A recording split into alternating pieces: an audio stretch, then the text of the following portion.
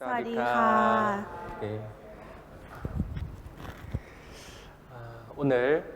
또 마지막 말씀을 또 하게 되었습니다. ก็วันนี้นะคะก็มาถึงพระวจนะในตอนสุดท้ายกันแล้วค่ะ 네, 아주 중요한 말씀이니까요. 우리 모두가 집중해서 잘 들었으면 ค่ะ 좋겠습니다. เพราะว่าเป็นพระวจนะสุดท้ายนะคะก็เลยอยากให้ทุกคนเนี่ยมันสำคัญมากก็เลยอยากให้ทุกคนเนี่ยตั้งใจฟังให้มากๆค่ะ 같이 기도하겠습니다. เราจะอธิษฐานร่วมกันนะคะ 우주 만물을 창조하시고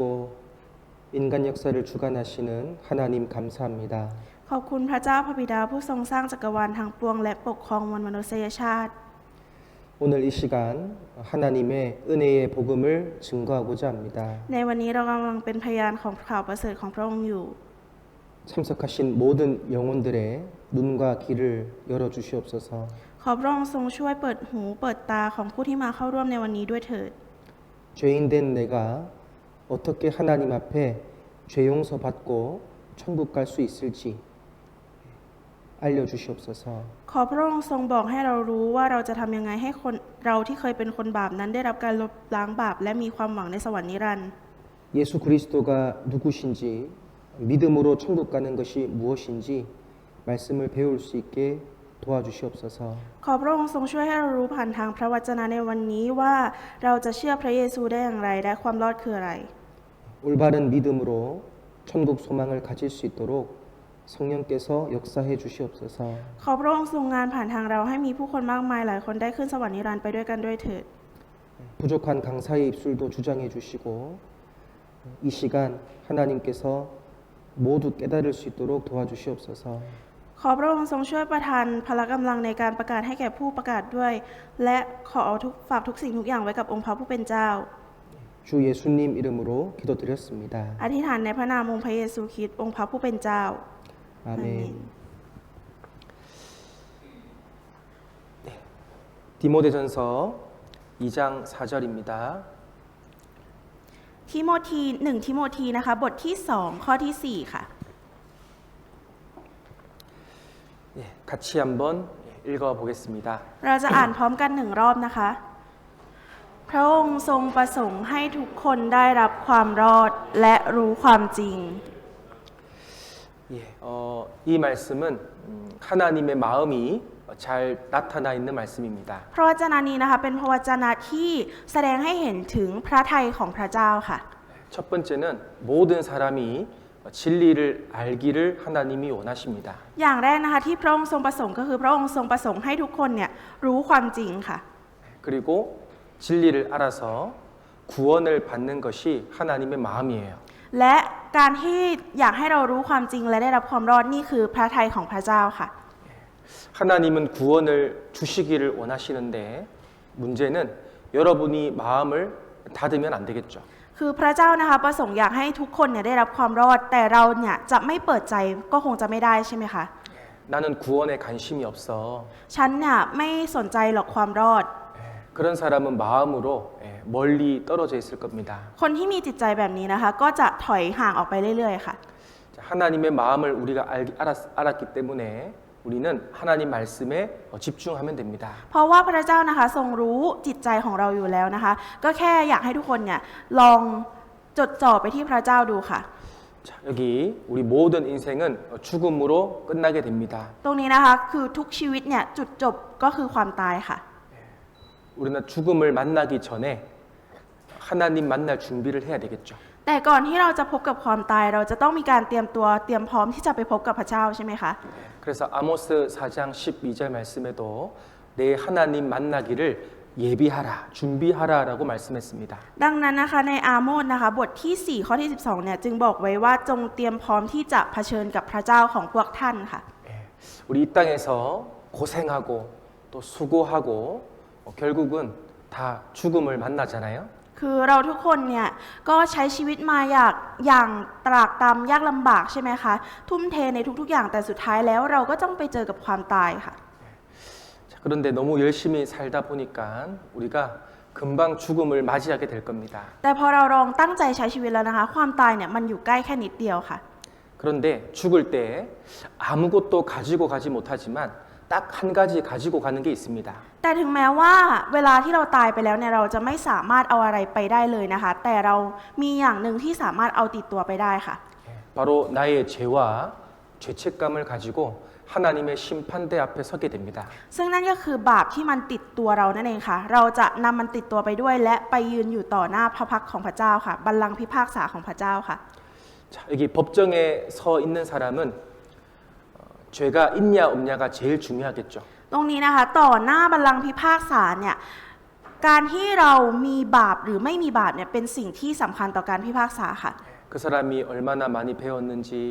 돈이 얼마나 많은지 그것은 중요하지 않습니다. การที่คนคนนั้นเรียนมาเยอะหรือเปล่ามีหาเงินได้เยอะหรือเปล่าทำงานเก่งหรือเปล่า ไม่ได้มีส่วนเกี่ยวข้องในการพิพากษาค่ะ 하나님의 관심은 오로지 죄가 있느냐 죄가 없느냐입니다. ความสนใจของพระเจ้านะคะคือมีบาปหรือไม่มีบาปแค่นั้นค่ะ 그런데 우리는 어제 우리가 죄인이라는 사실을 배웠죠. แต่ว่าเมื่อวานเราก็ได้เรียนรู้กันไปแล้วว่าเราคือคนบาป 자, 히브리서 9장 27절 말씀에 한 번 죽는 것은 사람에게 정하신 것이요 그 후에는 심판이 있으리니 ฮิบรูบทที่9ข้อที่27นะคะบันทึกไว้ว่า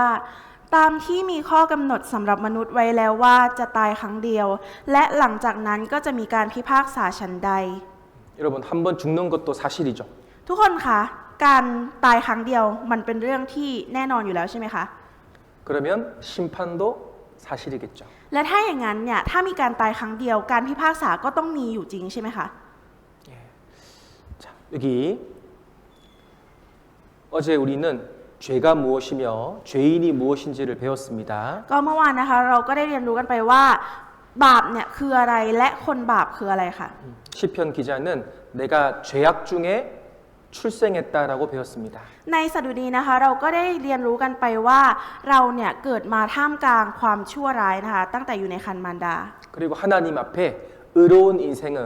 한 사람도 없다라고 했습니다. และต่อหน้าพระพักตร์ของพระเจ้าเนี่ยไม่มีใครสักคนเดียวในโลกที่ชอบธรรมค่ะ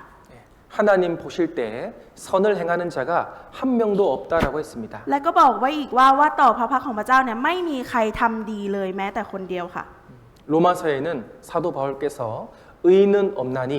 하나도 없다라고 했습니다. ในโรมก็เช่นเดียวกันนะคะบอกไว้ว่าไม่มีผู้ใดเลยชอบทำสักคนเดียวไม่มีเลยค่ะ 우리는 모태에서부터 엄마 뱃속에서부터 하나님과 멀어져서 태어난 겁니다. เพราะเราเนี่ยคือคนบาปนะคะที่ถูกแยกออกมาจากพระเจ้าตั้งแต่อยู่ในครรภ์มารดาค่ะ 자, 여기 자, 우리는 죄인으로 태어났죠. เราทุกคนเกิดมาเป็นคนบาปใช่ไหมคะ 네, 그리고 살아가면서 범죄하고 살아갑니다. พอใช้ชีวิตไปเรื่อยๆเนี่ยก็ทำบาปมาตลอดค่ะ 예. 그리고 언젠가는 죽음이 찾아오고 죽음 뒤에는 심판을 받습니다. และต่อไปนะคะก็จะเจอกับความตายและหลังจากความตายก็จะมีการพิพากษาค่ะ 여러분 죄인이 심판받으면 어디로 갈까요? ทุกคนคะถ้าคนบาปได้รับการพิพากษาจะไปที่ไหนคะ 지옥으로 가게 됩니다. ค่ะไปนรกค่ะ 자, 이것이 바로 다른 사람의 운명도 맞지만 나의 운명이라고 생각하셔야 됩니다. ทุกคนคะตรงนี้นะคะมันอาจจะเป็นชะตากรรมของคนอื่นก็จริง แต่มันก็คือชะตากรรมของเราด้วยค่ะ 우리는 죄를 용서받아서 지옥에서 건짐을 받아야 됩니다. เราจะต้องได้รับการยกโทษบาปเพื่อที่จะได้ช่วยฉุดดึงเราขึ้นมาจากนรกค่ะ 예. 자, 이것이 바로 죄인의 운명이고 바로 내 자신의 운명입니다. ก็คือนี่คือชะตากรรมของคนบาปนะคะและเป็นชะตากรรมของเราทุกคนด้วยค่ะ 자, 시편 38편 3절 4절을 같이 읽겠습니다. เราจะอ่านพระธรรมสดุดีนะคะบทที่38ข้อที่3ที่4พร้อมกันค่ะ เนื่องด้วยความโกรธของพระองค์จึงไม่มีความปกติในร่างกายของข้าพระองค์ เนื่องด้วยบาปของข้าพระองค์จึงไม่มีความสมบูรณ์ในกระดูกของข้าพระองค์ เพราะความชั่วร้ายของข้าพระองค์ท่วมศีรษะมันหนักเหมือนภาระซึ่งหนักเหลือกำลังข้าพระองค์ 자, 여기 악인이 왜 평안함이 없을까? 바로 죄 때문이라고 설명하고 있습니다. ทุกคนคะตรงนี้บอกไว้ว่าทำไมในร่างกายของเราเนี่ยถึงไม่มีความปกติเลย ก็เพราะว่าเราเนี่ยมีความชั่วร้ายอยู่ค่ะ 내 죄악이 너무나 크고 무거워서 내 머리에 넘친다라고 표현했습니다. เพราะว่าภาระความชั่วร้ายของเรานะคะคือมันหนักมากๆมันมีเยอะมากๆพระวจนะนี้ก็เลยแสดงเปรียบเทียบให้เราได้รู้ค่ะ 자, 그림 한번 보세요. ดูที่รูปภาพนะคะ 우리의 일평생 짓는 죄 그리고 앞으로 지을 죄들이 이 죄짐이 너무나 많은 겁니다. บาปที่เราทำอยู่ในปัจจุบันนี้นะคะที่เคยทำมาและบาปที่เรากำลังจะทำในอนาคตเนี่ยมันเป็นบาปที่หนักหนาสาหัสมากๆค่ะ 여러분이 살아온 세월만큼 죄를 많이 지었기 때문에 그 죄와 죄책감은 여러분의 양심을 억누르고 있습니다. เพราะว่ายิ่งทุกคนใช้ชีวิตมามากเท่าไหร่นะคะก็ยิ่งทำบาปขึ้นมากเรื่อยๆเท่านั้นนะคะและจิตสำนึกของเราเนี่ยก็โดนกดทับอยู่ค่ะ 이 죄짐을 해결하지 못하면 결국 우리는 심판받을 수밖에 없어요. ถ้าหากว่าเราไม่สามารถแก้ไขปัญหาเกี่ยวกับเรื่องบาปภาระบาปตรงนี้ได้นะคะสุดท้ายแล้วเราจะได้รับการพิพากษาค่ะ 여러분 이 죄짐을 좀 처리하고 싶으세요? 아니면 그대로 들고 가고 싶으세요? ทุกคนอยากจะกำจัดภาระบาปตรงนี้ให้หมดไปหรือว่าทุกคนอยากจะถือไว้ตลอดไปคะ 처리하고 싶죠. อยากจะกำจัดใช่ไหมคะ 자, 그럼 제가 문제를 내겠습니다. เดี๋ยวถ้างั้นเดี๋ยวอาจารย์จะถามคำถามค่ะ 이 죄짐을 어떻게 처리할 수 있을까? และถ้างั้นภาระบาปตรงนี้เราจะกำจัดมาได้ยังไงคะ 1번 ข้อ 내 노력으로 내 행위로 없앤다. 1ด้วยความพยายามของเราด้วยการกระทำของเรา 2번 2ค่ะ 하나님이 없애주신다. ด้วยการที่พระเจ้าทรงช่วยให้มันถูกกำจัดไปค่ะ 몇 번일까요? ข้อไหนคะ 대답은 항상 썽이라 그래요. ก็ข้อคำตอบก็คือตอบ 2 ตลอดนั่นแหละค่ะ 그런데 나중에 상담을 해보면 자꾸 1번이라 그래요. แต่ว่าพออาจารย์ได้ให้คำปรึกษากับหลายๆคนนะคะ ก็มีคนตอบ 1 อยู่บ่อยๆค่ะ 자, 이 죄짐을 내 스스로 노력해서 없애기는 불가능합니다. ภาระบาปตรงนี้นะคะ เราไม่สามารถที่จะกำจัดมันให้หายไปได้ด้วยพละกำลังหรือว่าความพยายามของตัวเราเองค่ะ 하나님께서 우리 죄를 모든 죄를 한 번에 다 용서해 주셔야지만 우리가 천국 갈 수 있습니다. เราจะสามารถขึ้นสวรรค์ได้ก็ต่อเมื่อพระเจ้าเนี่ยทรงลบล้างบาปให้เราครั้งเดียวชั่วนิรันดร์ค่ะ 여러분 죄가 조금이라도 남아 있으면 우리는 천국 갈 수 있을까요? ทุกคนคะทุกคนคิดว่าถ้าหากว่าเราเหลือบาปติดตัวไปเพียงแค่แม้แต่นิดเดียวเนี่ยเราจะขึ้นสวรรค์ได้ไหมคะ 하나님은 천국은 거룩한 곳이기 때문에 조그만 죄가 있어도 그곳에 갈 수가 없는 거예요. อาณาจักรของพระเจ้านะคะเป็นอาณาจักรที่บริสุทธิ์มากๆ จึงไม่สามารถที่จะอนุญาตให้คนที่มีบาปแม้แต่นิดเดียวเนี่ยขึ้นไปได้ค่ะ 그래서 우리는 모든 죄를 우리의 모든 죄짐을 한 번에 다 용서받아야 됩니다. ดังนั้นนะคะเราจึงมีความจำเป็นที่จะต้องกำจัดบาปของเราเนี่ยภาระบาปทั้งหมดของเราเนี่ยในครั้งเดียวเป็นพอค่ะ 예수님께서 제자들에게 어느 날 말씀하셨습니다. ก็พระเยซูนะคะอยู่มาวันหนึ่งพระองค์เนี่ยก็ได้ตรัสกับสาวกค่ะ 부자가 천국 들어가는 것이 낙타가 바늘구멍 들어가는 것보다 어렵다라고 했어요. คือบอกว่าการที่เศรษฐีเนี่ยจะขึ้นสวรรค์เนี่ยยากกว่าการที่ขอทานยากกว่าคนที่มีบาปนิดเดียวเนี่ยจะขึ้นสวรรค์อีก 여러분 낙타가 바늘구멍 들어가요 못 들어가요? นัทธะ 낙타. 낙타. ขอทานปะสักครู่นะคะ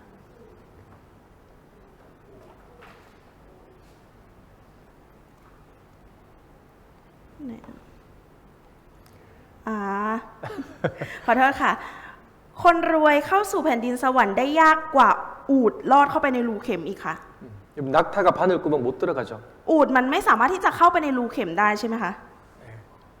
자, 그러면 제자들이 너무 궁금해서 그럼 누가 천국 들어갑니까? 라고 물었습니다. ก็เลยสาวกนะคะก็เลยสงสัยว่าแล้วถ้าอย่างนั้นเนี่ยใครล่ะที่จะสามารถขึ้นสวรรค์ได้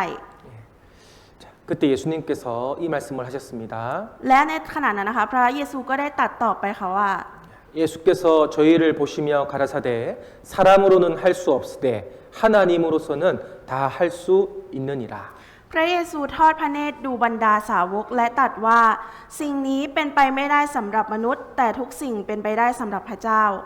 자, 저를 따라합니다. พูดตามอาจารย์นะคะ 사람으로서는 할 수 없으되 สิ่งนี้เป็นไปไม่ได้สำหรับมนุษย์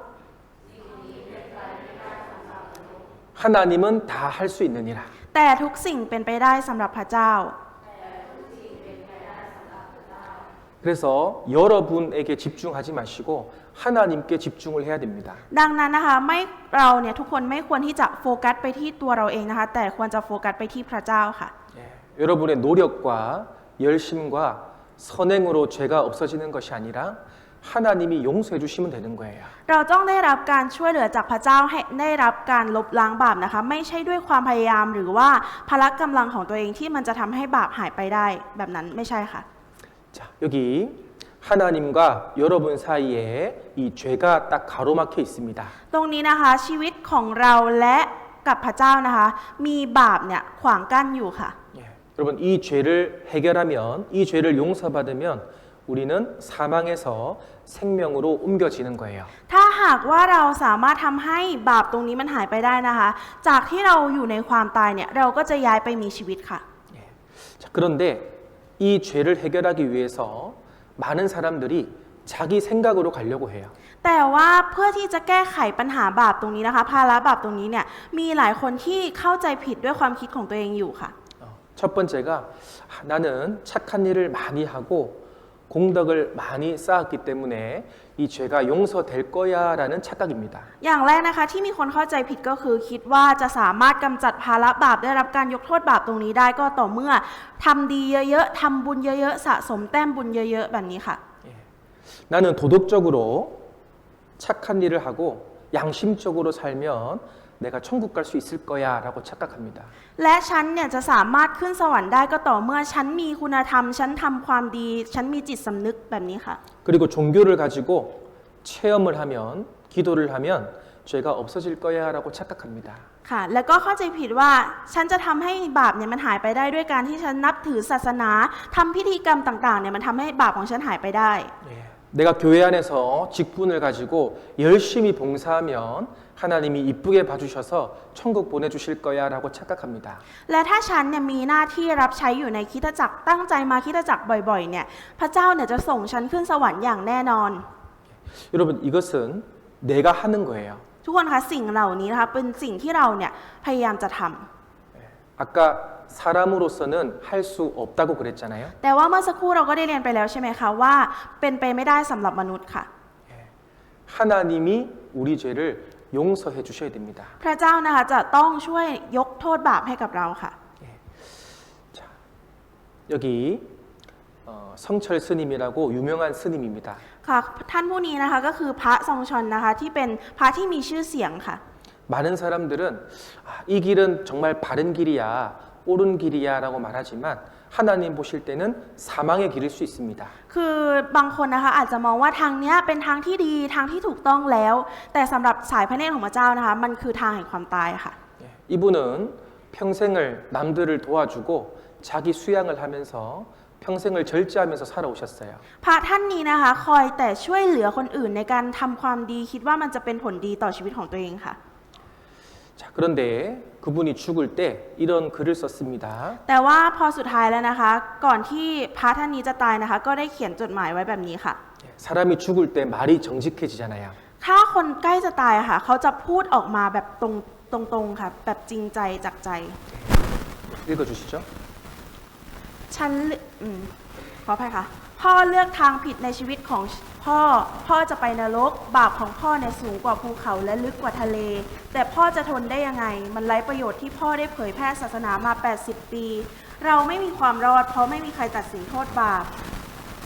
พระท่านนี้นะคะอาศัยอยู่กับลูกสาวข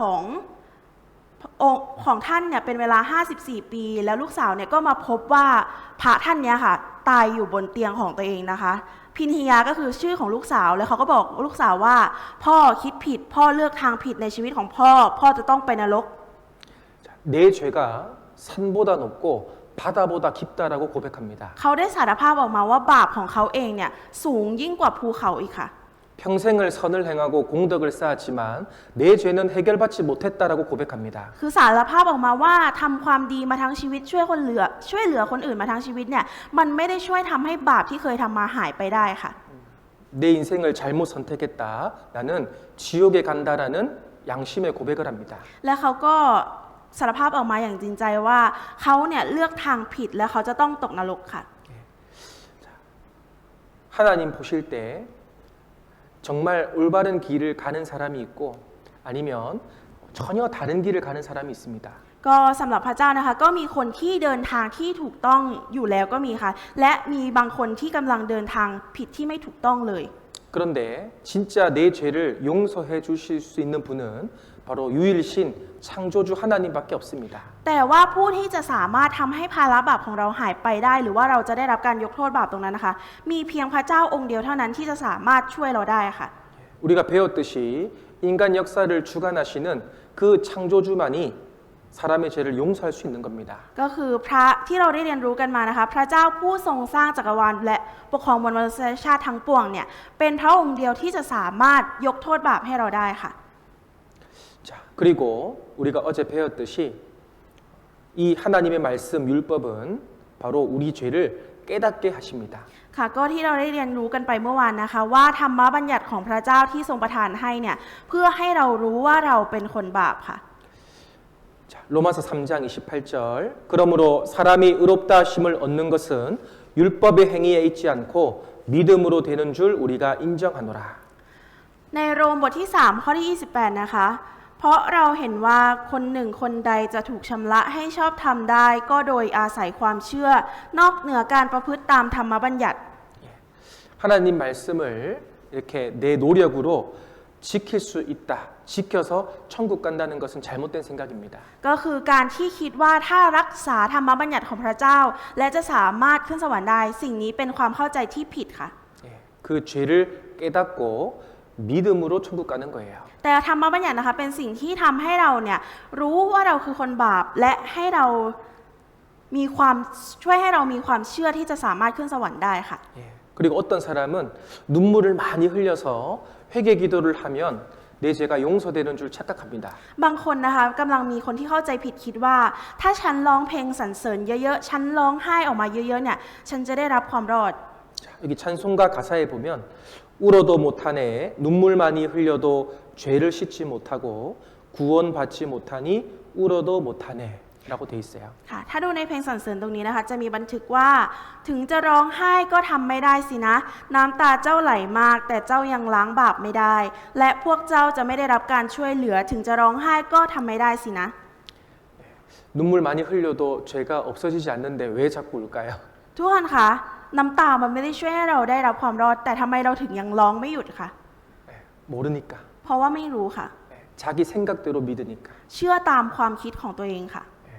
만약에 우리가 울어서 죄가 용서된다면 우리는 매일매일 울어야 됩니다. ถ้าหากว่าเราร้องไห้แล้วเราได้รับการอภัยบาปเนี่ยเราก็คงจะต้องร้องทุกๆวันค่ะ 자, 죄는 사람의 노력이나 행위로 없어지는 것이 아니라 하나님께서 없애주셔야 됩니다. การลบล้างบาปนะคะไม่ได้มาด้วยการกระทำหรือความพยายามของมนุษย์เอง แต่มาจากการช่วยเหลือของพระเจ้าค่ะ 나중에 딴 말 하시면 안 됩니다. 다른 말 하시면 안 돼요. ถ้าต่อไปนะคะจะพูดอย่างอื่นไม่ได้นะคะ 자, 여기 사람은 하나님을 만나기 위해서 구원을 얻으려고 온갖 노력을 합니다. มนุษย์นะคะมีการดิ้นรนหรือว่ามีการพยายามเพื่อที่จะได้รับความรอดจากพระเจ้าค่ะ 교회도 다니고 십계명도 지키고 헌금도 하고 기도도 해서 천국 가려고 해요. โบสถ์ก็เข้าธรรมบัญญัติก็รักษาถวายเงินก็ถวายอธิษฐานก็อธิษฐาน 그러나 이것은 구원받은 사람의 결과물이지 이것이 구원을 해줄 수는 없어요. แต่ว่าสิ่งนี้นะคะคือสิ่งที่ผู้ที่ได้รับความรอดเนี่ยปฏิบัติกันเป็นปกติ แต่สิ่งนี้ไม่ได้ช่วยให้ได้รับความรอดค่ะ 자, 성경은 정반대입니다. เป็นสิ่งที่เป็นตรงกันข้ามกับพระคัมภีร์บันทึกไว้ค่ะ 인간이 구원을 할 수 없기 때문에 하나님 편에서 예수님을 보내서 우리는 그 구원을 받아들이면 되는 거예요. เพราะด้วยมนุษย์นะคะไม่สามารถที่จะอภัยยกโทษบาปลบล้างบาปด้วยความพยายามของตัวเองได้นะคะ พระเจ้าเนี่ยก็ได้ส่งพระเยซูพระบุตรองค์เดียวของพระองค์เนี่ยลงมายังแผ่นดินโลกค่ะ 그래서 나에게 집중하지 마시고 하나님께 집중해야 됩니다. ดังนั้นเราจึงไม่ควรจะโฟกัสที่ตัวเองแต่ให้โฟกัสที่พระเยซูค่ะ 자, 누가복음 1장 77절을 같이 읽겠습니다. เราจะอ่านลูกาบทที่1ข้อที่77พร้อมกันค่ะเพื่อจะให้ชนชาติของพระองค์รู้ถึงความรอดซึ่งมาทางการยกโทษบาปเขาเหล่านั้น 자, 여기 구원이라는 말이 바로 죄를 용서하는 죄 사함이다라고 돼 있습니다. คำว่าความรอดในที่นี้นะคะมีความหมายว่าได้รับการยกโทษบาปได้รับการอภัยบาปนั่นเองค่ะ 여러분 죄 용서 받았습니까? ทุกคนได้รับการยกโทษบาปลบล้างบาปหรือยังคะ 받은 사람은요. 확실히 죄 용서 받았습니다라고 말할 수 있어요. คนที่ได้รับแล้วนะคะจะตอบไปอย่างมั่นใจว่าได้รับแล้วค่ะ 그리고 잘 모르는 사람은 용서 받았을까? 받아야 되나? 헷갈려요. แต่คนที่บอกว่าคนที่ยังไม่ได้รับการยกโทษนะคะก็จะบอกว่าฉันได้รับหรือยังนะ หรือว่ามันต้องรับหรออย่างนี้ค่ะ 어떤 사람은 내가 이 방콕교회를 다니는 날부터 구원을 받았다라고 착각할 수 있어요. บางคนนะคะมีคนที่เข้าใจผิดว่าตั้งแต่วันแรกที่ฉันมาเข้าโบสถ์กรุงเทพเนี่ยฉันได้รับความรอดแล้ว 그렇지 않고 하나님께 죄를 용서받는 경험이 있어야 됩니다. แต่จริงๆไม่ใช่แบบนั้นค่ะ เราจะต้องมีประสบการณ์ที่ได้รับการยกโทษบาปจากพระเจ้าค่ะ 자, 결국 이 죄로 인해서 우리는 지옥 갈 수밖에 없고 하나님께서 우리를 이렇게 지옥에서 건져 주셔야 됩니다. ด้วยความที่เราเป็นคนบาปนะคะ เราเนี่ยจะต้องถูกพิพากษาและจะต้องตกนรกค่ะ แต่ว่าพระเจ้าเนี่ยได้ส่งพระเยซูมาช่วยฉุดเราขึ้นมาจากนรกนั้นค่ะ 그래서 하나님께서 죄를 용서해 주시는 방법을 이스라엘 백성들에게 주셨어요. และพระเจ้านะคะได้ทรงประทานวิธีที่จะช่วยอิสราเอลเนี่ยให้รอดค่ะ และประทานวิธีการเนี่ยให้อิสราเอล 자, 레위기 17장 11절. 자, 육체의 생명은 피에 있음이라 내가 이 피를 너희에게 주어 단에 뿌려 너희의 생명을 위하여 속하게 하였나니 생명이 피에 있으므로 피가 죄를 속하느니라. เลวีนิติบทที่17ข้อ11นะคะบันทึกไว้ว่าเพราะว่าชีวิตของสัตว์ทุกตัวอยู่ในเลือดเราได้ให้เลือดแก่เจ้าทั้งหลายเพื่อใช้บนแท่นบูชาเพื่อจะลบมลทินของเจ้าทั้งหลายเพราะว่าโลหิตเป็นสิ่งที่ใช้ลบมลทินเพราะชีวิตเป็นเหตุ 자, 3,500년 전에 우리의 생명이 피에 있다는 것을 말씀해 주셨습니다. พระองค์นะคะได้ตรัสไว้ตั้งแต่ 3,500 ปีก่อนนะคะว่าในชีวิตของมนุษย์เนี่ยมีเลือดอยู่ทุกชีวิตค่ะ 여러분 저를 따라합니다. พูดตามอาจารย์นะคะ 자, 피가 죄를 속하느니라. โลหิตเป็นสิ่งที่ใช้ลบมลทิน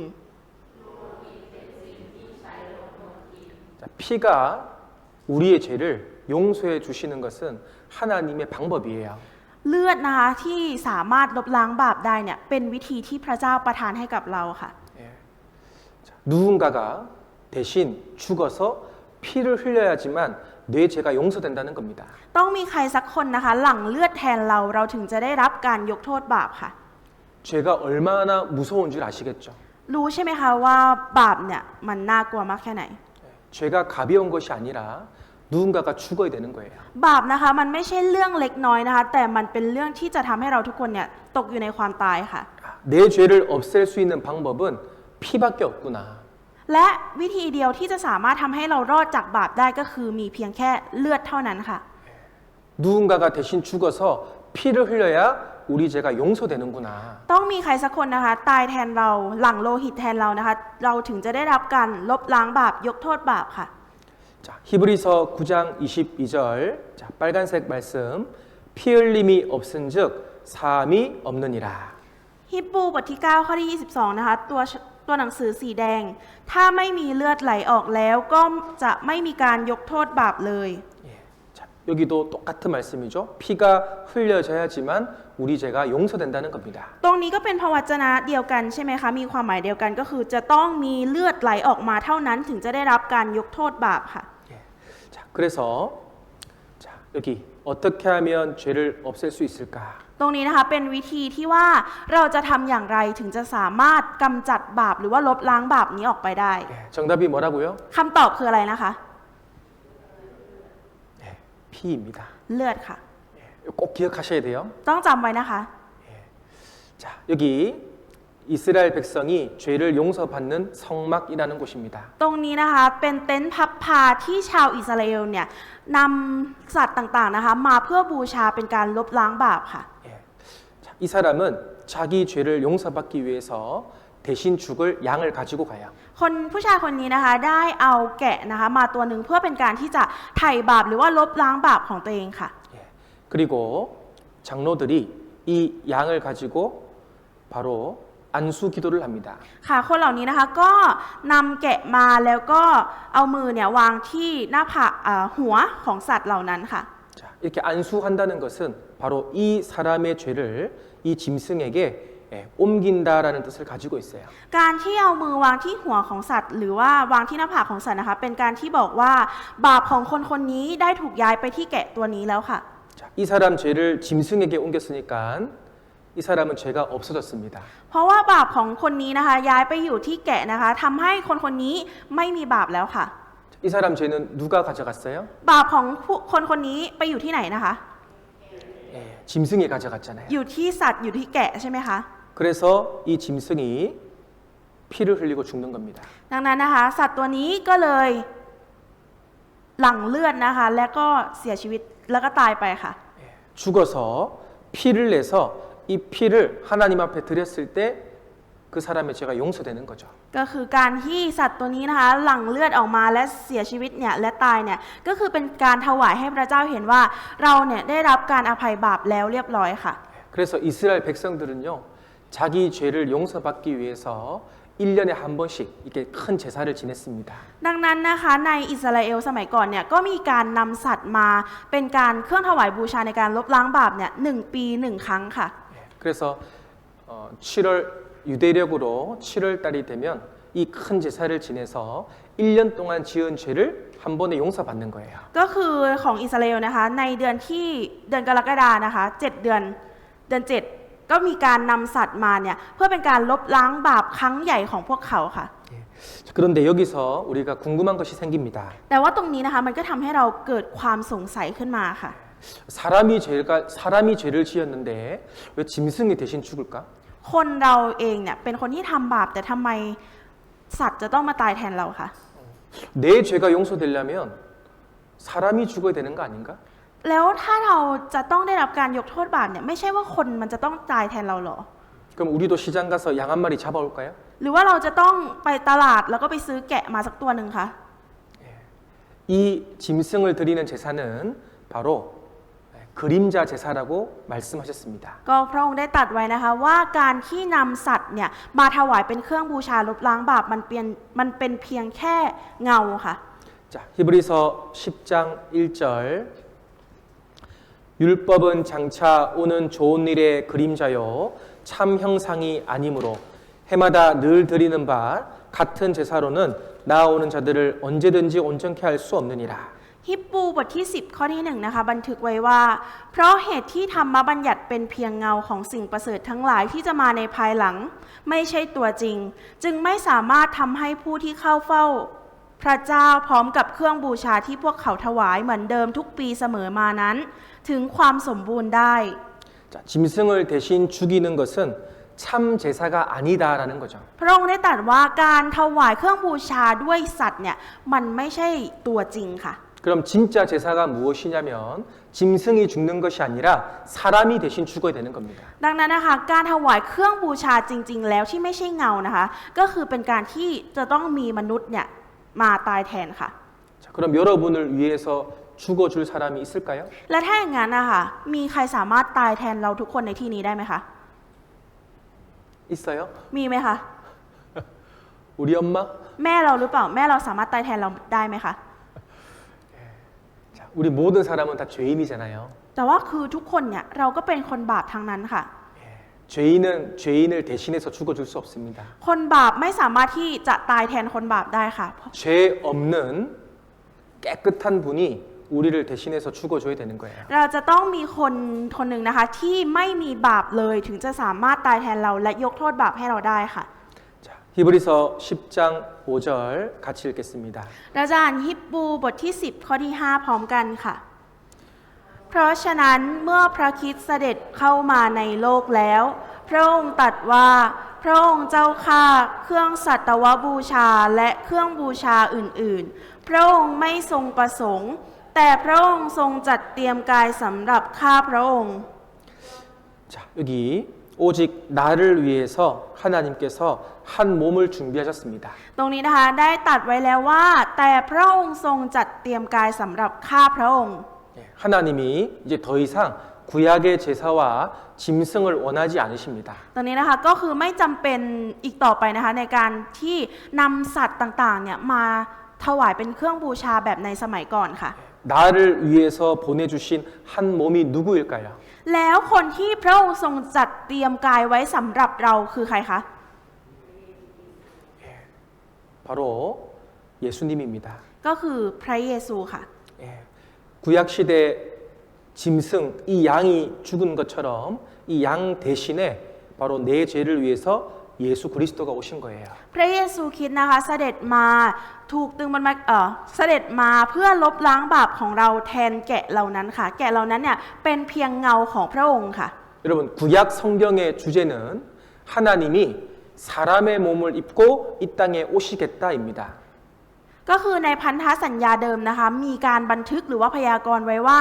จะมีกายหนึ่งนะคะเสด็จมาเพื่อลบล้างบาปให้กับมวลมนุษย์ค่ะ 네. 신약 성경의 주제는 하나님이 사람의 몸을 입고 이 땅에 오셨다입니다. และในพันธสัญญาใหม่นะคะก็มีพระองค์พระผู้เป็นเจ้านะคะเสด็จมาในลักษณะของมนุษย์ตามที่มีการพยากรณ์ไว้จริงๆค่ะ 결국 66권 성경의 핵심은 바로 예수 그리스도인 거예요. ก็คือพูดง่ายๆว่าพระคัมภีร์นะคะกล่าวถึงพระเยซูค่ะ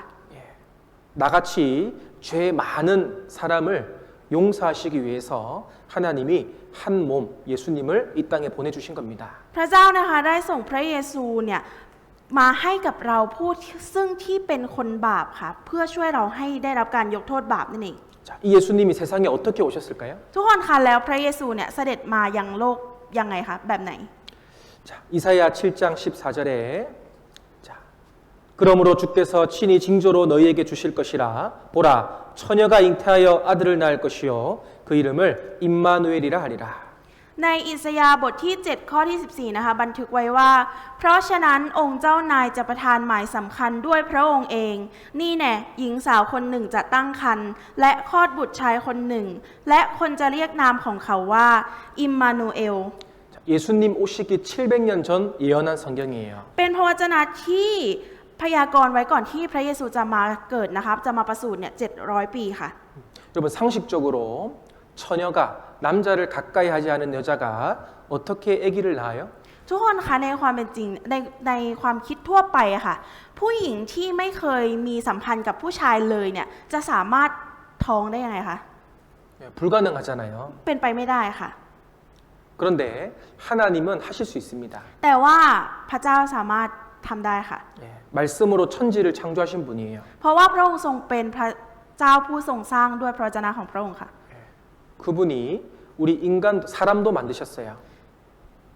하나님이 사람도 만드셨어요. พระเจ้าทรงสร้างมนุษย์ด้วยค่ะ 하나님이 여자의 태를 빌려서 임신시키는 거 할 수 있습니다. พระเจ้านะคะทรงสามารถที่จะให้เด็กคนหนึ่งนั้นมาเกิดในหญิงพรหมจารีได้ค่ะ 이것을 처녀 탄생이라고 말합니다. ตรงนี้นะคะเรียกว่าการประสูติจากหญิงพรหมจารีค่ะ 자, 이게 왜 중요할까요? ทำไมถึงสำคัญคะในเรื่องนี้ 바로 우리 모든 세상 사람은 아담의 씨를 받은 아담의 후손이에요. ก็เพื่อที่จะบอกว่าเราทุกคนเนี่ยได้รับเชื้อมาจากอาดัมดังนั้น เราทุกคนจึงเป็นลูกหลานของอาดัมค่ะ 그런데 예수님은 아담의 씨를 받지 않은 여자의 후손으로 태어나신 겁니다. แต่ว่าพระเยซูนะคะไม่ใช่ลูกหลานของผู้ชาย แต่ว่าเกิดมาเป็นลูกหลานของผู้หญิงค่ะ 그래서 창세기에 보면 여자의 후손이 올 거야. 예수님이 오실 것이 미리 예언되어 있습니다. ดังนั้นนะคะถ้าดูในปฐมกาลนะคะจะมีพยากรณ์ไว้นะคะว่าจะมีบุตรชายเนี่ยมากำเนิดจากหญิงนั้น 자, 남자의 후손과 여자의 후손이 무슨 차이가 있을까요? ทุกคนคะแล้วลูกหลานของผู้ชายกับลูกหลานของผู้หญิงมันมีความแตกต่างกันยังไงคะ 바로 죄입니다. ก็คือบาปค่ะ 우리는 다 죄인으로 태어났어요. เราทุกคนเกิดมาเป็นคนบาปค่ะ 그런데 예수님은 죄가 없는 분입니다. แต่ว่าพระเยซูเป็นผู้ที่ทรงไม่มีบาปค่ะ 자, 여기 요한 1서 3장 5절 말씀 그가 우리 죄를 없이 하려고 나타나신 바 된 것을 너희가 아나니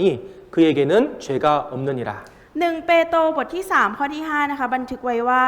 พวกท่านรู้อยู่แล้วว่าพระองค์ทรงปรากฏเพื่อกำจัดบาปของเราให้หมดไปและไม่มีบาปอยู่ในพระองค์เลย 여자의 후손으로 오신 예수님은 사람이지만 유일하게 죄가 없는 분입니다. ลูกหลานของผู้หญิงนะคะซึ่งเกิดมาเป็นพระเยซูนั่นเองแต่ว่าในขณะที่พระองค์เป็นพระเยซูเนี่ยขออภัยค่ะในขณะที่พระองค์ทรงเป็นมนุษย์เนี่ยพระองค์ก็เป็นพระเจ้าในเวลาเดียวกันค่ะ 자, 그 예수님이 왜 오셨을까? แล้วพระเยซูองค์นั้นนะคะเสด็จมาทำไม 자, 디모데전서 1장 15절을 같이 읽어보겠습니다. เราจะอ่าน1ทิโมธีบทที่1ข้อที่15พร้อมกันค่ะคำกล่าวนี้สัตย์จริงและสมควรแก่การรับไว้อย่างยิ่งคือว่าพระเยซูคริสต์เสด็จมาในโลกเพื่อทรงช่วยคนบาปให้รอดและในพวกคนบาปนั้นข้าพเจ้าเป็นตัวเอก 자, 여기 모든 사람이 다 받아야 되는 말씀이래요. ทุกคนคะพระวจนะนี้มันเป็นพระวจนะสำหรับทุกคนค่ะ 예수님이 죄인을 용서하시기 위해서 이 땅에 오셨습니다. พระเยซูเสด็จมายังแผ่นดินโลกใบนี้นะคะเพื่อช่วยคนบาปให้รอดค่ะ 죄인이 누구일까요? แล้วคนบาปตรงนี้คือใครคะ 옆 사람 한번 쳐다보세요. ลองดูที่คนข้างๆดูไหมคะ 너 구하러 왔어. เขามาช่วยแกนั่นแหละ 맞아요? ใช่ไหมคะ 자, 자기 손가락을 가리치세요. ลองชี้นิ้วมาที่ตัวเองดูค่ะ 나를 구하러 오셨어. พระองค์ทรงเสด็จมาเพื่อช่วยฉัน 예. 여러분 맞습니까? ถูกต้องไหมคะ 죄인을 구하러 왔다는 것은 바로 나를 구하러 오신 거예요. การที่พระองค์เสด็จมาเพื่อช่วยคนบาปนั้นนะคะก็มีความหมายว่าพระองค์เสด็จมาเพื่อช่วยฉันหรือว่าตัวเรานั่นเองค่ะ 자, 그런데 예수님은 2000년 전에 죽으시고 부활하셔서 하늘에 올라가셨어요. ก็ใน 2,000 กว่าปีที่แล้วนะคะพระองค์เนี่ยได้เสด็จมายังแผ่นดินโลกนะคะและสิ้นพระชนม์และฟื้นคืนพระชนชีพและก็ขึ้นสู่สวรรค์ดังเดิมค่ะ 그러면 예수님이 우리 죄를 용서하고 가셨을까요? 용서 안 하고 가셨을까요? แล้วถ้าอย่างนั้นคำถามคือก่อนที่พระองค์จะเสด็จไปสวรรค์เนี่ยพระองค์ลบล้างบาปให้เราแล้ว หรือว่ายังไม่ได้ลบล้างคะ 이거를 말씀으로 우리가 확인을 해야 되는 อัน 거예요. นี้นะคะคำตอบเนี่ยเราจะต้องพิจารณาดูในพระวจนะค่ะ 자, 요한복음 1장 29절. 이튿날 요한이 예수께서 자기에게 나오심을 보고 가로되 보라 세상 죄를 지고 가는 하나님의 어린 양이로다. ในยอห์นบทที่1ข้อที่29นะคะบันทึกไว้ว่าวันรุ่งขึ้นยอห์นเห็นพระเยซูกำลังเสด็จมาหาท่านท่านจึงกล่าวว่าจงดูพระเมธโปรดกของพระเจ้าผู้ทรงรับบาปของโลกไป 하나님의 어린 양은 예수님을 말합니다. ก็พระเมธโปรดกของพระเจ้าในที่นี้นะคะก็หมายถึงพระเยซูค่ะ 자, 예수님이 지금 어떤 죄를 지고 가고 있어요? ทุกคนคะตอนนี้พระเยซูทรงแบกรับบาปของใครคะ 세상 죄. บาปของโลกค่ะ 자, 여러분 세상 죄를 그림으로 표현해 보겠습니다. เดี๋ยวเราจะมาพิจารณาบาปของโลกผ่านทางรูปภาพกันค่ะ 자, 세상 죄라는 것은 바로 세상에 살고 있는 모든 사람들의 죄를 말해요. คำว่าบาปของโลกในที่นี้นะคะหมายถึงบาปของคนที่อยู่ในโลกทั้งหมดที่ก่อขึ้นมาค่ะ 과거에 살았던 사람들의 죄, บาปของคนที่เคยมีชีวิตและก่อขึ้นมาในอดีต 현재 살고 있는 사람들의 죄, บาปของคนที่กำลังมีชีวิตตอนนี้และก่อขึ้นอยู่ในตอนนี้ค่ะ 미래에 태어나서 살 사람들의 죄, หรือบาปของคนที่กำลังจะเกิดมาในอนาคต และพวกเขากำลังจะก่อบาปขึ้นในอนาคตค่ะ 이걸 다 합쳐서 세상 죄라고 합니다. ทุกสิ่งทุกอย่างนี้นะคะรวมกันเรียกว่าบาปในโลกบาปของโลกค่ะ 자, 이 세상 죄 안에 저와 여러분의 죄가 들어가야 안 들어가요? แล้วคำว่าบาปของโลกในที่นี้ค่ะบาปของอาจารย์กับบาปของทุกคนตรงนี้รวมอยู่ในบาปของโลกไหมคะ 네, 들어가는 거예요. รวมค่ะ 자, 여기 여러분이 있습니다. ทุกคนคะตรงนี้คือเราค่ะ 자, 여기 세상 사람들의 죄를 예수님이 짊어지고 가셨습니다. บาปของมนุษย์ทั่วโลกนะคะได้ถูกย้ายไปไว้ที่พระเยซูค่ะ 그때 내 죄, 여러분의 모든 죄도 같이 들고 가신 겁니다. ในตอนนั้นเองนะคะบาปของเราทุกคนเนี่ยก็ถูกย้ายไปไว้ที่พระองค์แล้วค่ะ 예. 자, 이 세상 죄에 대해서 이해를 돕기 위해서 질문을 드리겠습니다. ก็เพื่อที่จะให้เข้าใจบาปตรงนี้ให้มากยิ่งขึ้นนะคะเดี๋ยวจะถามคำถามค่ะ 자, 여기 방콕 사람 손 들어 보세요. ใครคนกรุงเทพบ้างคะ 방콕 사람. ใครคนกรุงเทพบ้างคะ 한 분 계시, 두 분. 예, 예. สองคน 예, 예. 한 네 분 계시네요. 자, 그러면 태국 사람 손 들어보세요. ใครเป็นคนไทยบ้างคะ 태국 사람 손 들어보세요. คนไทยค่ะ 네, 한 세 분 손을 안 드셨어요. มี3คนไม่ยกมือค่ะ 예. 자, 세상 사람 손 들어보세요. แล้วใครเป็นคนในโลกบ้างคะ 세상 사람 손 들어보세요. ใครเป็นประชากรโลกบ้าง 예, 다 들었습니다. เป็นทุกคนใช่ไหมคะ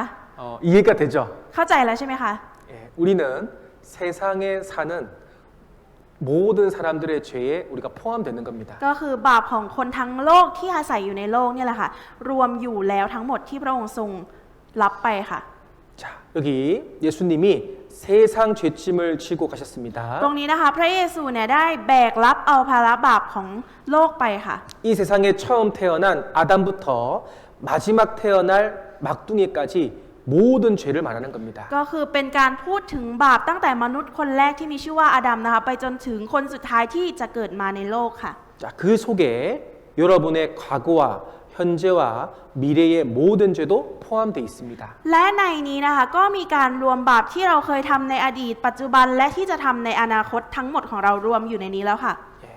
내 죄를 가져갔다는 것을 안 믿을까봐 예수님은 또 하나님은 또 말씀을 적어 주셨어요. ค่ะแล้วว่าเพราะว่าพระองค์นะคะกลัวว่าเราจะไม่เชื่อนะคะว่าพระองค์เนี่ยทรงเอาบาปของเราไปทั้งหมดแล้วพระองค์ก็ได้ตัดแบบนี้ค่ะว่า 자, 요한일서 2장 2절을 같이 읽어보겠습니다. เราจะอ่านพร้อมกันนะคะ และพระองค์ทรงเป็นผู้ลบล้างพระอาชญาที่ตกกับเราทั้งหลาย เพราะบาปของเรา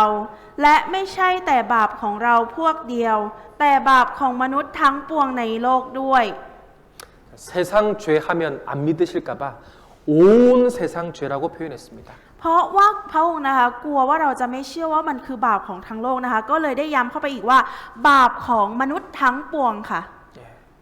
예수님이 여러분 죄 짊어지고 가셨어요, 안 가셨어요? พระเยซูได้เอาบาปของเราไปแล้วหรือยังไม่ได้เอาไปคะ 가져가셨습니다. เอาไปแล้วค่ะ 그리고 성경에 미리 그렇게 하실 것을 예언해 두신 거예요. และในพระคัมภีร์นะคะมีการพยากรณ์เรื่องนี้ไว้นะคะก่อนหน้านั้นแล้วค่ะ 자, 이사야 53장 5절. 그가 찔림은 우리의 허물을 인하며 그가 상함은 우리의 죄악을 인함이라. 그가 징계를 받음으로 우리가 평화를 누리고 그가 채찍에 맞음으로 우리가 나음을 입었도다. พระธรรมอิสยาห์บทที่53ข้อที่5นะคะบันทึกไว้ว่า แต่ท่านถูกแทงเพราะความทรยศของเรา ท่านบอบช้ำเพราะความบาปผิดของเรา การตีสอนที่ตกบนท่านนั้นทำให้พวกเรามีสวัสดิภาพ และที่ท่านถูกเฆี่ยนตีก็ทำให้เราได้รับการรักษา 자, 여기 빨간색 글자만 보시면 찔리고 상하고 징계받고 채찍받았습니다. ถ้าดูเฉพาะในตัวหนังสือสีแดงนะคะจะเห็นคำว่า ถูกแทง บอบช้ำ ตีสอน ถูกเฆี่ยนตีค่ะ 죄인인 내가 받아야 되는데 죄 없는 예수님이 대신 받았어요. จริงๆคนที่ควรจะได้รับเหตุการณ์เหล่านี้นะคะมันควรจะเป็นคนบาปอย่างเรา แต่ว่าพระเยซูผู้ทรงไม่มีบาปเนี่ยมารับแทนเราค่ะ 당시 로마 시대 때 가장 끔찍한 형벌이 바로 십자가 형벌이었습니다. ก็คือการลงโทษที่สยดสยองหรือว่าหนักหนามากที่สุดในยุคของโรมันในยุคนั้นนะคะก็คือการที่ถูกตึงบนไม้กางเขนนั่นเองค่ะ 십자가에 매달리기 하루 전에 이 로마 병사들이 예수님을 묶어놓고 사정없이 채찍으로 내리쳤습니다. ก่อน1 วันก่อนที่พระเยซูจะถูกตึงบนไม้กางเขนนะคะทหารโรมันเนี่ยได้เอาพระองค์เนี่ยไปมัดไว้ค่ะแล้วก็เฆี่ยนตีพระองค์ด้วยลวดหนามค่ะ 이 채찍에는 짐승의 뼈,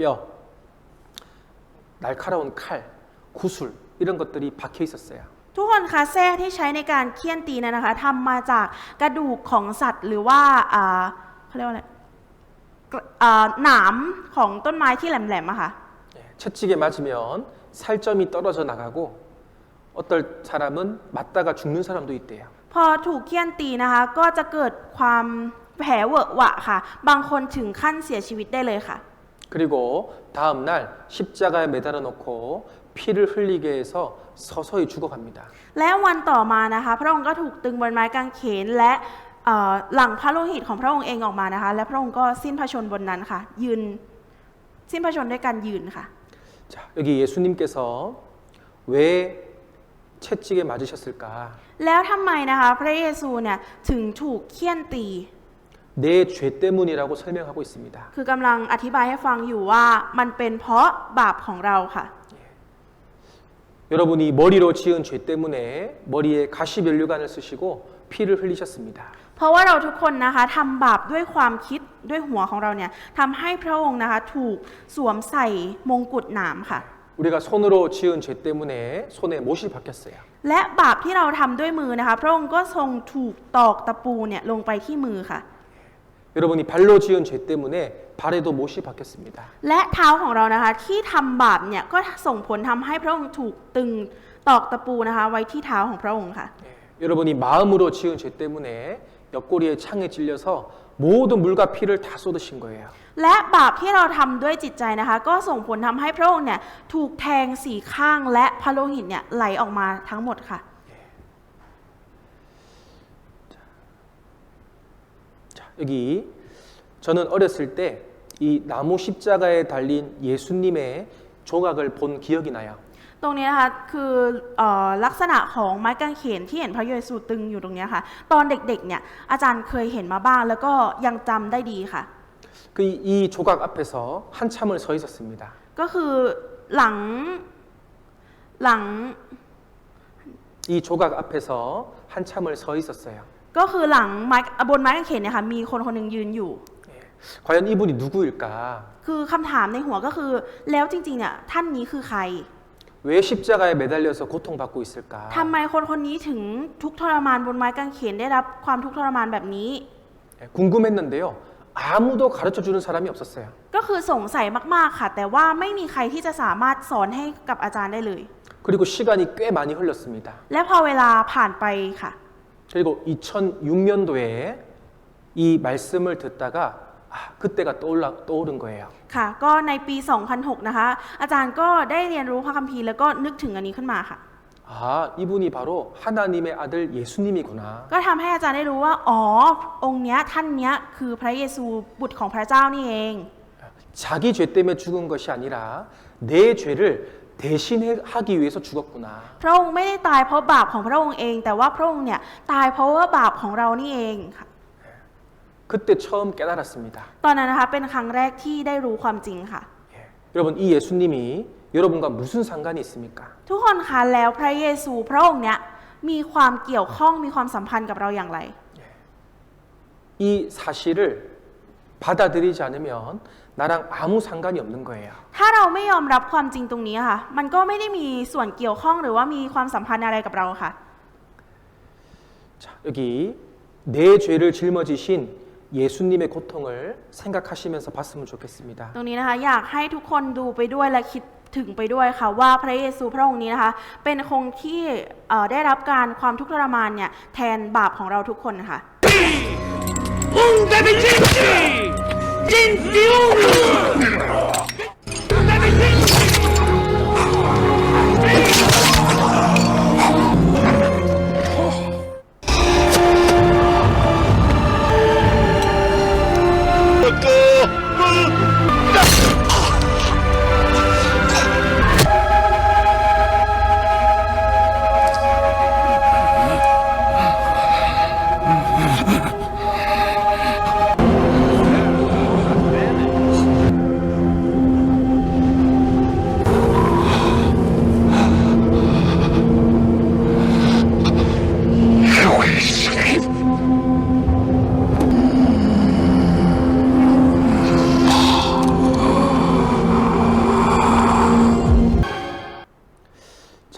여기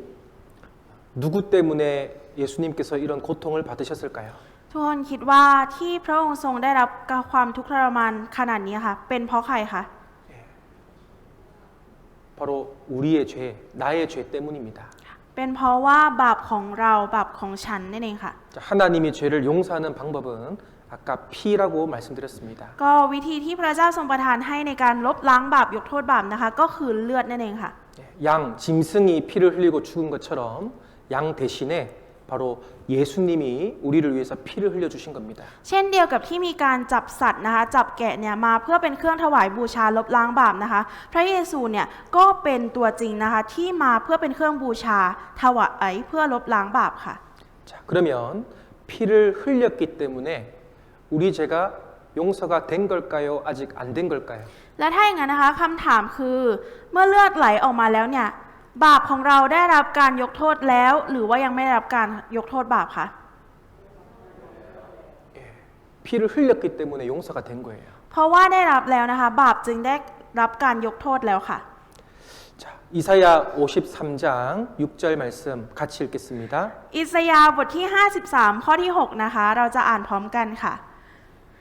เราทุกคนหลงทางไปเหมือนแกะต่างคนต่างหันไปตามทางของตนเองและพระยาเวห์ทรงวางความผิดบาปของเราทุกคนลงบนตัวท่าน 자, 여기 우리 죄를 용서해 주신 주체가 바로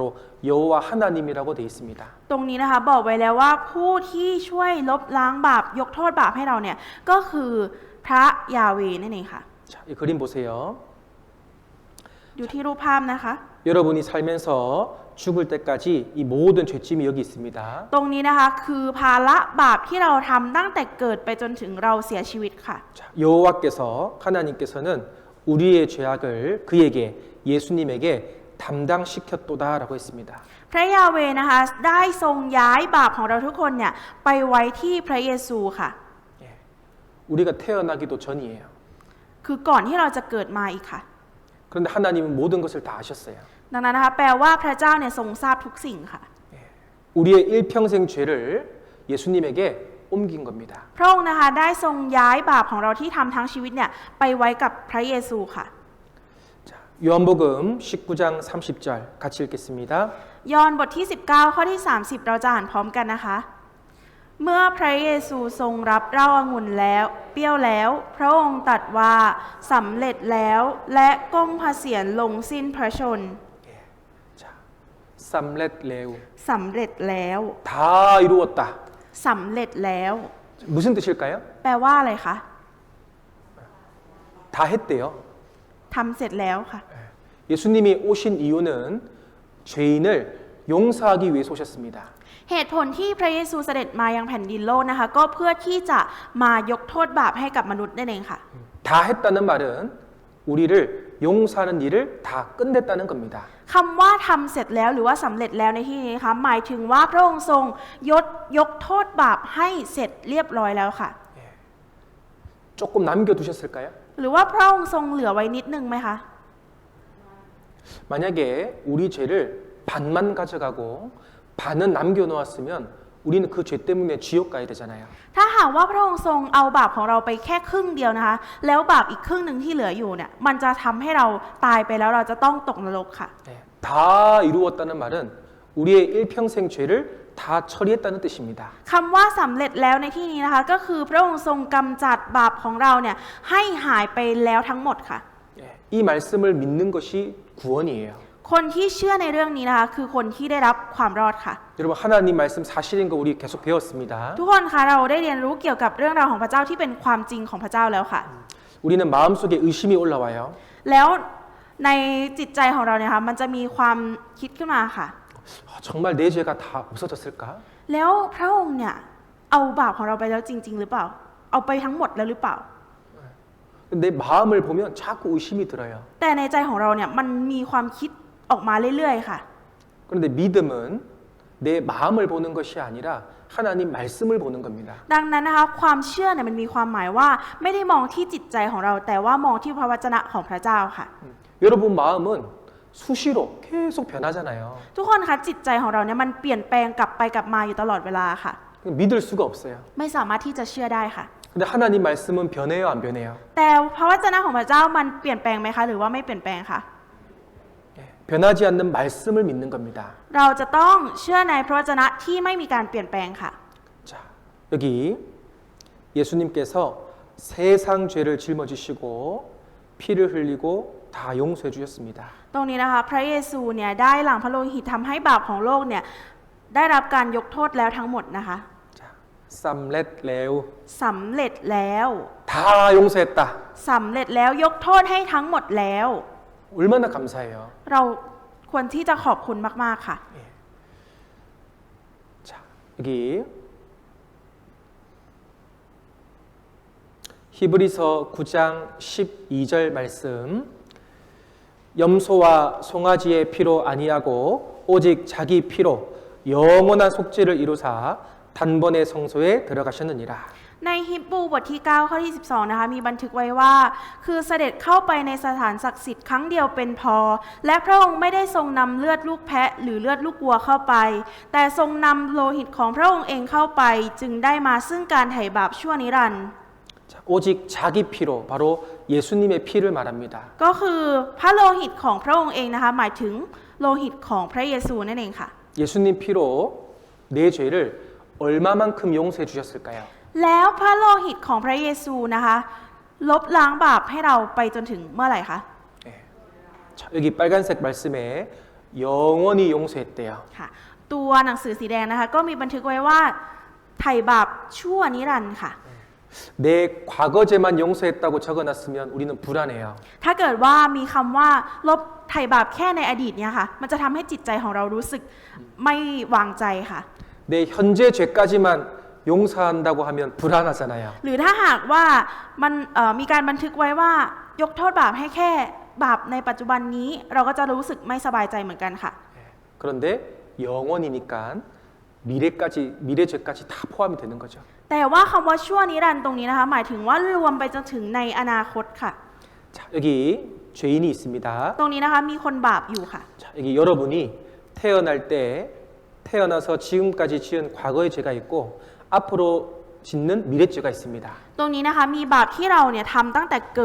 กิดขึ้นมาเป็นคนนะคะและก็มีบาปที่เราจะทำในอนาคตหลังจากนี้ค่ะ 자, 근데 예수님은 2000년 전에 오셨어요. แต่ว่าพระเยซูนะคะพระองค์เนี่ยทรงเสด็จมาตั้งแต่ 2,000 ก่อนหน้านี้แล้ว 2,000 ปีก่อนค่ะ 그때 흘리신 피로 여러분 과거의 죄 용서했습니까? 안 했습니까? แต่ว่าพระองค์เสด็จมาตอนนั้นพระองค์ได้ทรงลบล้างบาปในอดีตของเราแล้วหรือว่ายังไม่ได้ลบล้างคะ 여기 피로 과거 죄를 덮어버렸어요. ค่ะพระองค์ได้ทรงเอาทาบาปของเราเนี่ยด้วยเลือดของพระองค์ค่ะ 그럼 내일부터 짓는 미래 죄는 용서가 됐을까요? แล้วบาปของเราตั้งแต่วันพรุ่งนี้ไปจนถึงอนาคตอะค่ะพระองค์ได้ทรงยกโทษบาปลบล้างบาปให้เราแล้วหรือยังคะ 예, 이것도 용서됐습니다. อันนี้ก็ได้รับการยกโทษบาปลบล้างบาปแล้วค่ะ 다 이루었다 그랬잖아요. ก็เพราะว่าอะไรคะพระองค์ทรงตรัสไว้แล้วว่าสำเร็จแล้วค่ะ 영원히 용서했다 하셨잖아요. ก็คือไถ่บาปให้แล้วชั่วนิรันดร์ค่ะ 예. 자, 그런데 어떤 사람은요, 내 이 과거의 죄만 용서되고 앞으로 짓는 미래 죄는 내가 또 열심히 자기가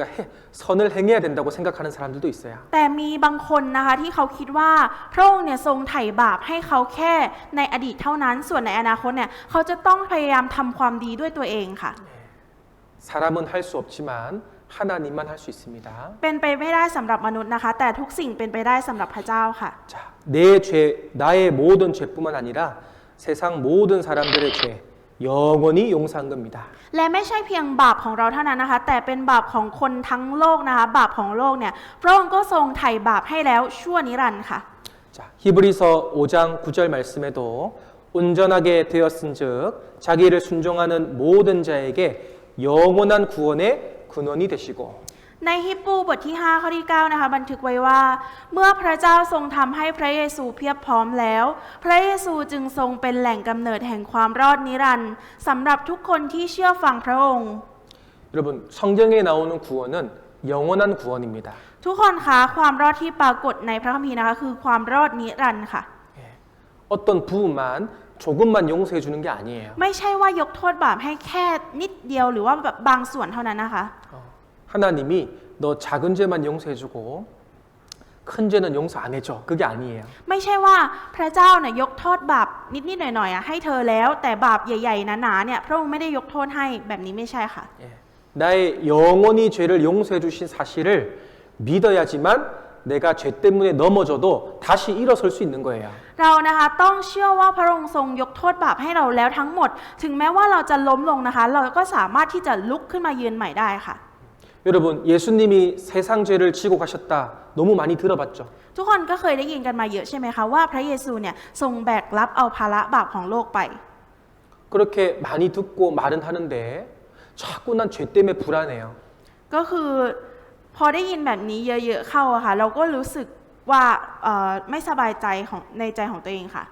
천국에 갈 확신이 없어요. เราไม่มีความมั่นใจในการที่จะได้ขึ้นสวรรค์ค่ะ 내가 잘하면 천국 갈 것 같고 내가 못하면 심판받을 것 같아요. เหมือนว่าถ้าเราทำได้ดีเนี่ยถ้าเราทำความดีเนี่ยเราจะสามารถที่จะขึ้นสวรรค์ได้แต่ถ้าเราทำไม่ดีเราอาจจะโดนพิพากษาแล้วตกนรกก็ได้ 왜 그러냐면 이 영원한 속죄를 믿지 않기 때문에 그래요. ถ้าถามว่าทำไมถึงมีความคิดแบบนั้นนะคะก็เพราะว่าไม่เชื่อว่าพระองค์เนี่ยทรงยกโทษบาปให้แล้วชั่วนิรันดร์ค่ะ 제가 이 말씀을 처음 배웠을 때 궁금한 게 생겼어요. ตอนแรกที่อาจารย์ได้เรียนรู้พระคัมภีร์ได้เรียนรู้พระวจนะนะคะอาจารย์ก็มีความสงสัยขึ้นมาค่ะ 하나님 왜 이렇게 하셨어요? ทำไมพระเจ้าถึงทำแบบนี้ 왜 이렇게 예수님이 나 때문에 죽었어요? ทำไมพระเจ้าถึงทรงให้พระเยซูเสด็จมาเพื่อสิ้นพระชนม์เพื่อเราแบบนี้ 내가 뭐라고 이렇게 대신 죽었을까요? แล้วเพราะอะไรทำไมพระองค์ถึงทรงสิ้นพระชนม์แทนเราคะ 성경에 답이 있었습니다. ในพระคัมภีร์มีคำตอบค่ะ 자, 여기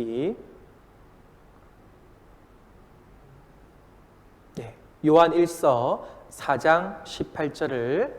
같이 읽겠습니다. เราจะอ่าน1 ยอห์นบทที่ 4 ข้อที่ 18 พร้อมกันค่ะ ในความรักนั้นไม่มีความกลัว แต่ความรักที่สมบูรณ์นั้นก็ขับไล่ความกลัวออกไปเสีย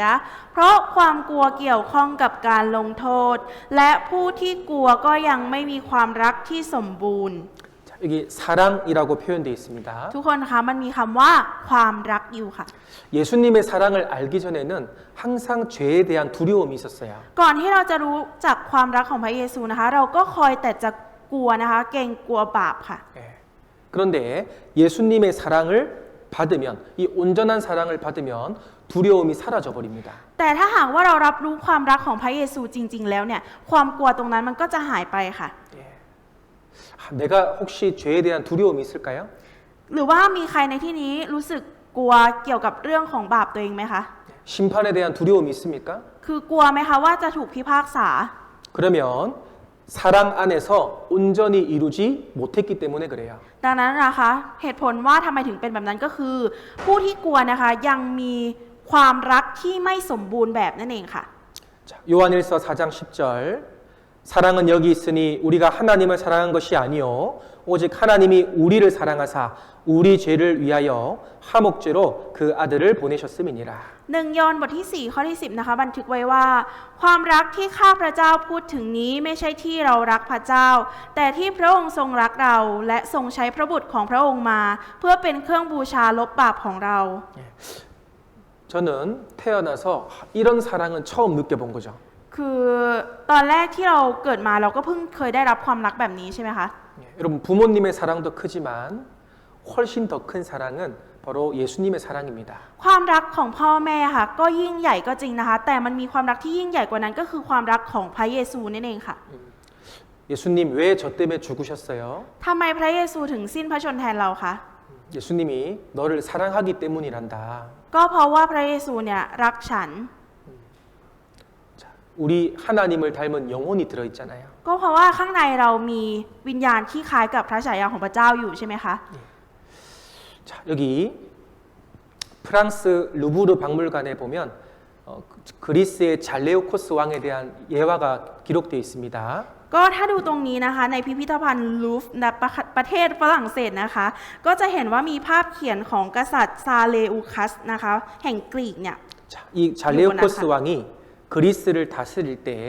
사람들이 도덕적으로 죄를 너무나 많이 지었어요. 잘레오코스 왕이 그리스를 다스릴 때 도덕적으로 사람들이 죄를 많이 지었어요. ตอนนั้นนะคะกษัตริย์องค์นี้นะคะซาเลอุคัสเนี่ยก็ได้ปกครองประชากรนะคะเยอะมากๆค่ะ 그래서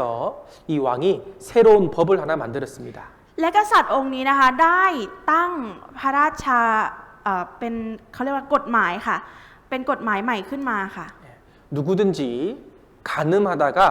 잡히면 두 눈을 뽑아버리겠다 이렇게 법을 만들었어요. ก็คือตั้งกฎหมายออกมาว่า ถ้าผู้ใดทำผิดในการล่วงประเวณีผัวเมียเขาเนี่ยก็ให้ควักลูกตาออกมาเสีย 그럼 사람들이 무서워서 간음 안 지을 거 아니에요. แต่ว่าไม่ใช่ว่ากลัวกฎหมายนี้แล้วไม่ทำบาปล่วงประเวณีนะคะ 그런데 얼마 지나지 않아서 간음하다가 한 사람이 잡혀왔습니다. แต่ว่าจู่ๆนะคะพอเวลาผ่านไปเนี่ยก็จับได้คนหนึ่งค่ะที่ทำผิดกฎหมายการล่วงประเวณีค่ะ 이 죄인이 바로 잘레우코스 왕의 하나밖에 없는 아들이었습니다. คนที่ทำผิดคนนี้นะคะก็คือลูกชายคนเดียวของกษัตริย์ซาเลคูอัสค่ะ 자, 이 왕이 갑자기 머리가 복잡해졌어요. แต่ว่าอยู่ๆกษัตริย์นะคะก็รู้สึกสับสนวุ่นวายในหัวขึ้นมาค่ะ 어떻게 하지? จะทำยังไงดีนะ 아들 두 눈을 어떻게 뽑지? ลูกชายคนเดียวของฉันจะถูกควักลูกตาออกมาสองข้างเนี่ยทำยังไงดี 너무 마음이 아프잖아요. คือรู้สึกเจ็บปวดใจมากๆค่ะ 그렇다고 아들 눈을 뽑지 않으면 백성들이 어떻게 되겠어요? แล้วถ้าเกิดว่าไม่ควักลูกตาของลูกชายออกมาค่ะ ประชาชนจะเป็นยังไงคะจะมีความคิดยังไง 그래서 왕은 단호하게 자, 눈을 뽑으라고 명령했습니다. ดังนั้นนะคะกษัตริย์องค์นี้นะคะก็ได้สั่งว่าให้ควักลูกตาเขาออกมาค่ะ 자, 그래서 이 신하들이 왕자의 한쪽 눈을 뽑았습니다. และก็ได้ควักลูกตาของลูกชายของกษัตริย์ออกมาข้างหนึ่งค่ะ 그리고 다른 한쪽 눈을 뽑으려고 하자 왕이 멈춰라 그랬어요. และในขณะที่กำลังจะควักลูกตาอีกข้างหนึ่งที่เหลือออกมานะคะ กษัตริย์นะคะก็ได้พูดออกมาว่าหยุดก่อน 한쪽 눈은 내 눈을 뽑아라라고 했습니다. อีกข้างหนึ่งเนี่ยให้มาควักลูกตาของข้าออก 근데 누가 왕의 눈을 뽑겠어요? แล้วใครมันจะกล้าไปควักลูกตากษัตริย์คะ 그래서 왕 자신이 자기의 눈을 뽑았습니다. ดังนั้นนะคะกษัตริย์เนี่ยก็เลยได้เอามีดเนี่ยมาควักลูกตาด้วยตัวของเขาเองค่ะ 그것이 아까 박물관에 이 그림이 이렇게 표현이 돼 있었습니다. อันนี้นะคะเป็นการอธิบายถึงรูปภาพที่เราเห็นเป็นภาพประติมากรรมเมื่อสักครู่อะค่ะ 자, 여러분 이 모습을 본 아들의 마음이 어떨까요? แล้วพอลูกชายที่เห็นลักษณะของพ่อที่ทำแบบนี้ลูกชายรู้สึกยังไงคะ 아버지의 사랑을 경험했겠죠. ก็คือรู้สึกได้รับความรักจากคุณพ่อใช่ไหมคะ 다시는 가서 간음죄 지었을까요? แล้วเขาจะกลับไปทำบาปในการล่วงประเวณีอีกได้ไหมคะ 아니죠. ไม่ค่ะ 용서받았기 때문에 아버지를 위해서 살아갈 겁니다. เพราะว่าเขาได้รับการยกโทษแล้วนะคะ เขาก็ต้องใช้ชีวิตเพื่อพ่อของเขาต่อไปค่ะ 자, 여기 왕이 명령한 두 눈을 죄를 지으면 두 눈을 뽑는다는 것은 하나님의 공이고 심판입니다. ก็คือการที่กษัตริย์เนี่ยตั้งกฎหมายนี้ขึ้นมานะคะเปรียบเสมือนกฎของพระเจ้านั่นเองค่ะความชอบธรรมของพระเจ้าค่ะ 그런데 왕이 자기 눈을 대신 뽑은 것은 아들에 대한 사랑이었습니다. และการที่กษัตริย์เนี่ยควักลูกตาของตัวเองออกมาเนี่ยก็เปรียบเสมือนความรักของพระเจ้าค่ะ 자, 여기 십자가는 공의와 사랑, 심판과 은혜가 동시에 존재하는 곳입니다. ก็คือในยุคนั้นนะคะก็มีความยุติธรรมและความรักค่ะที่มาพร้อมกัน 우리는 죄 때문에 심판받고 죽어야 됩니다. จริงๆเราจะต้องเป็นคนที่จะต้องตายและถูกพิพากษา เพราะว่าบาปของตัวเราเองค่ะ 근데 나 대신 누가 죽었습니까? แต่ว่าใครตายแทนเราคะ 이것은 사랑이에요. นี่คือความรักค่ะ 이 사랑을 사람마다 조금씩 느끼는 게 다르겠죠. แต่ว่าความรักตรงนี้ค่ะบางคนก็นึกแตกต่างกันใช่ไหมคะในแต่ละคน 너무나 큰 사랑을 받았는데 우리는 그 사랑을 잘 이해하지 못할 때가 많습니다. ก็คือเราได้รับความรักที่ยิ่งใหญ่นั้นมามากๆนะคะ แต่มันก็มีบางทีบางตอนนะคะ ที่เราหลงลืมความรักนั้นไปค่ะ 우리는 내 마음보다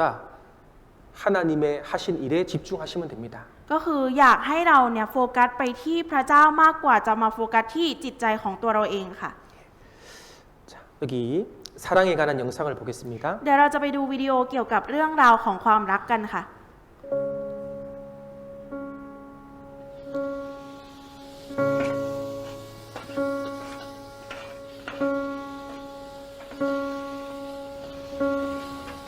หนูมานี่กินอะไรไหม หนูไม่มีตังค์ค่ะ ไปนั่งก่อนเลย เดี๋ยวป้าทำให้กิน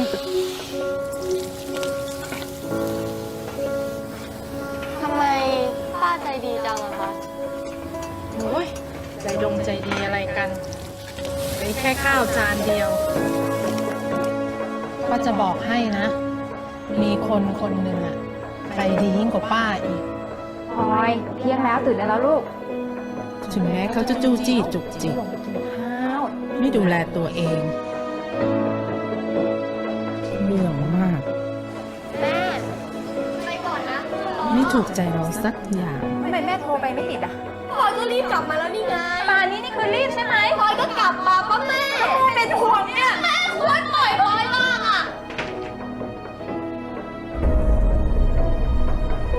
ค่ะข้าวผัดไก่ไข่เจียว ไม่ใส่หัวหอม ป้ารู้ได้ยังไงอะครับว่าหนูชอบอันนี้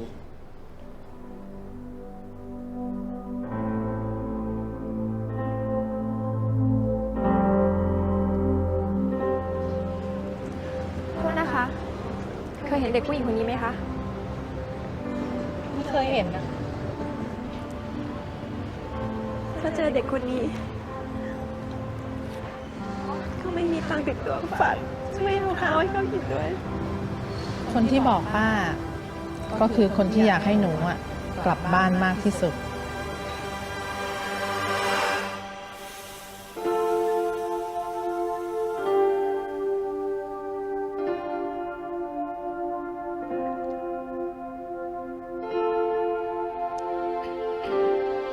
ตรงนี้ลูกสาวกำลังจะสอบเดี๋ยวอยากให้แกกินของดีๆ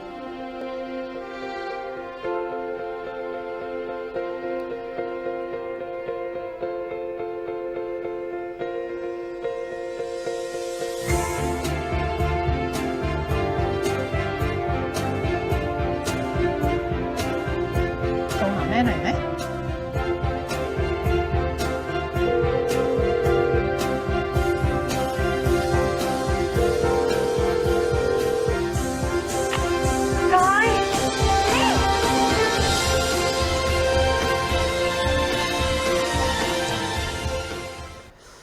자, 여기 부모가 집 나간 자식을 사랑으로 기다리고 있습니다. ตรงนี้นะคะพ่อแม่ก็คือรอลูกด้วยความรักค่ะ 빨리 돌아왔으면 좋겠다. ก็คืออยากให้ลูกเนี่ยรีบกลับบ้านมาค่ะ 자, 이것은 하나님이 우리를 향한 마음이에요. ก็คือนี่ก็เปรียบเสมือนจิตใจของพระเจ้าหรือว่าพระทัยของพระเจ้าที่ต้องการอยากให้เรากลับไปหาพระองค์ค่ะ 예수님의 사랑을 깨닫고 빨리 돌아왔으면 좋겠다. พอเราได้รับรู้ถึงความรักของพระเยซูแล้วเนี่ยก็อยากให้เราเนี่ยรีบหันกลับมาหาพระองค์ค่ะ 자, 부모님의 사랑보다 예수님의 사랑이 훨씬 더 커요. ความรักของพระเยซูนะคะยิ่งใหญ่มากกว่าความรักของพระเจ้าของพ่อแม่อีกค่ะขออภัยค่ะ 자, 히브리서 10장 17절 18절 같이 읽겠습니다. เราจะอ่านฮิบรูบทที่ 10 ข้อที่ 17 18 พร้อมกันค่ะ และเราจะไม่จดจำบาปของพวกเขา และการอาธรรมของพวกเขาอีกต่อไป เมื่อมีการยกโทษบาปแล้วก็ไม่มีการถวายเครื่องบูชาเพื่อลบบาปอีกต่อไป 자, 이 말씀을 보면 내 죄가 없어진 곳이 어디인지가 나와 있습니다. ทุกคนคะตรงนี้ในพระวจนะถ้าเรามองดูแล้วบาปของเราหายไปจากที่ไหนคะ 자, 너희 죄를 내가 다시 기억하지 않겠다라고 했습니다. พระองค์ได้ตรัสว่าเราจะไม่จดจำบาปของพวกเขาอีกต่อไปค่ะ 내 죄가 없어진 곳이 내 마음에서 없어졌어요. 하나님 마음에서 없어졌어요. บาปที่หายไปนั้นหายไปจากจิตใจของเราหรือว่าหายไปจากความทรงจำของพระเจ้าคะ 누구 마음에서 없어졌어요? หายไปจากใครคะจิตใจของเราหรือจิตใจของพระเจ้าคะ 하나님 마음에서 내 죄가 없어진 거예요. หายไปจากพระทัยของพระเจ้าค่ะ 여러분 용서해 주시는 분의 마음이 중요한 겁니다. ทุกคนคะจิตใจของผู้ที่ยกโทษให้เราเนี่ยสำคัญมากๆค่ะ ให้อภัยเราเนี่ยสำคัญมากๆค่ะ 내가 다시는 네 죄를 기억지 않겠다라고 약속했습니다. พระองค์ได้ให้พระสัญญามาแล้วว่าพระองค์จะไม่จดจำบาปของเราอีกต่อไปค่ะ 믿음은 내 마음을 보는 것이 아니라 말씀을 보는 겁니다. ความเชื่อนะคะไม่ได้มองที่จิตใจของเราเอง แต่ว่ามองที่พระวจนะค่ะ 자, 여기 예시를 한번 들어볼게요. ตรงนี้นะคะเดี๋ยวจะยกตัวอย่างให้ฟังค่ะ 예, 여기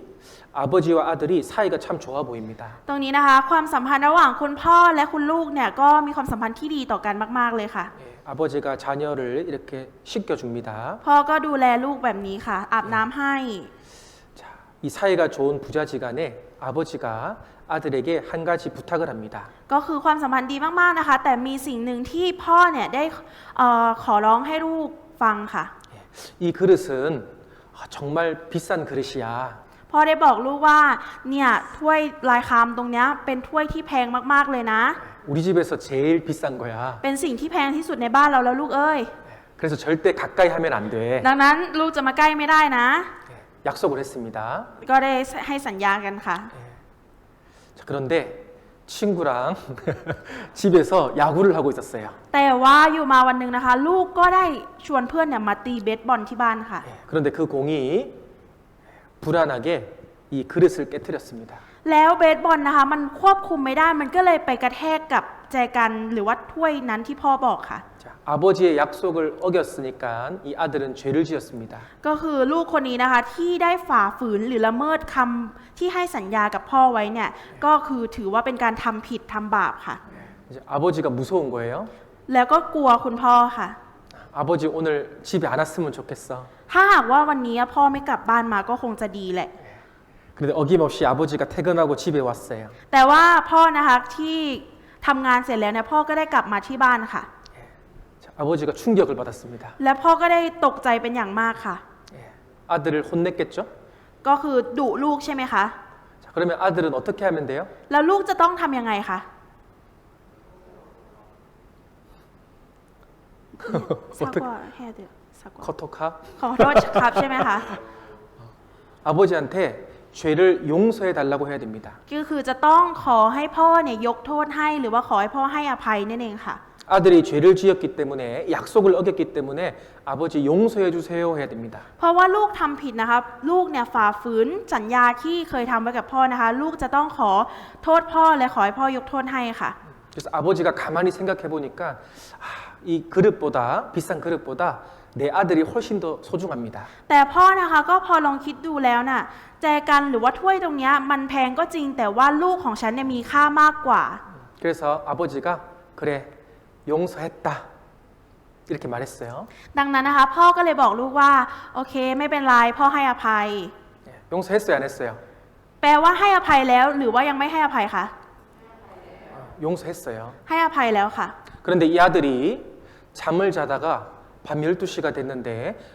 깨진 그릇이 자꾸 생각이 나는 거예요. แต่ลูกชายคนนี้นะคะเมื่อนอนอยู่ในตอนกลางคืนเนี่ยก็คิดถึงแต่เรื่องที่ทำแจกันแตกอยู่เรื่อยๆค่ะจนตื่นขึ้นมา 예, 그래서 아버지 방문을 두드렸습니다. ก็เลยมาเคาะประตูห้องพ่อค่ะ 아버지 그릇 깬 거 너무 죄송해요. พ่อครับผมทำแจกันแตกผมขอโทษอีกทีนะครับ 죄 용서해 주세요. พ่อยกโทษให้ผมได้ไหมครับ 아버지가 아까 용서했어. แต่ว่าพ่อให้อภัยแล้วไงลูก 이제 안심하고 빨리 들어가서 자. สบายใจได้แล้วกลับไปนอนเถอะ 근데 새벽 2시가 됐는데 이 아들이 도자기가 또 생각이 났어요. แล้วพอตีสองนึกขึ้นมาอีกถึงแจกันที่แตก 새벽 2시에 또 방문을 두드렸어요. ก็มาเคาะประตูพ่ออีกตอนตีสอง 아버지 죄 용서해 주세요. พ่อครับยกโทษให้ผมเถอะ 아버지가 아까 용서했어. ก็พ่อบอกแล้วไงว่าเมื่อกี้ให้อภัยไปแล้วไม่เป็นไร 빨리 들어가서 자. ไปรีบไปนอนเถอะ 새벽 4시가 됐는데 또 그릇이 생각이 나요. พอตีสี่นึกขึ้นมาได้อีก 아버지 용서해 주세요. พ่อครับยกโทษให้หน่อย 아버지 뭐라고 하실까요? ทีนี้พ่อจะบอกว่าอะไรคะ 해초리 가져와. ไปซื้อมาแทน 매 가져와. 해초리 가져와. อ๋อไปขออภัยครับไปเอาไม้มาไม้เรียวมา 자, 이 아들은 아버지의 용서하신 사랑을 받았어요, 안 받았어요? ทุกคนคิดว่าเด็กคนนี้ค่ะลูกเนี่ยยอมรับในสิ่งที่พ่อให้อภัยหรือไม่ยอมรับคะ 안 받은 거예요. ไม่ยอมรับค่ะ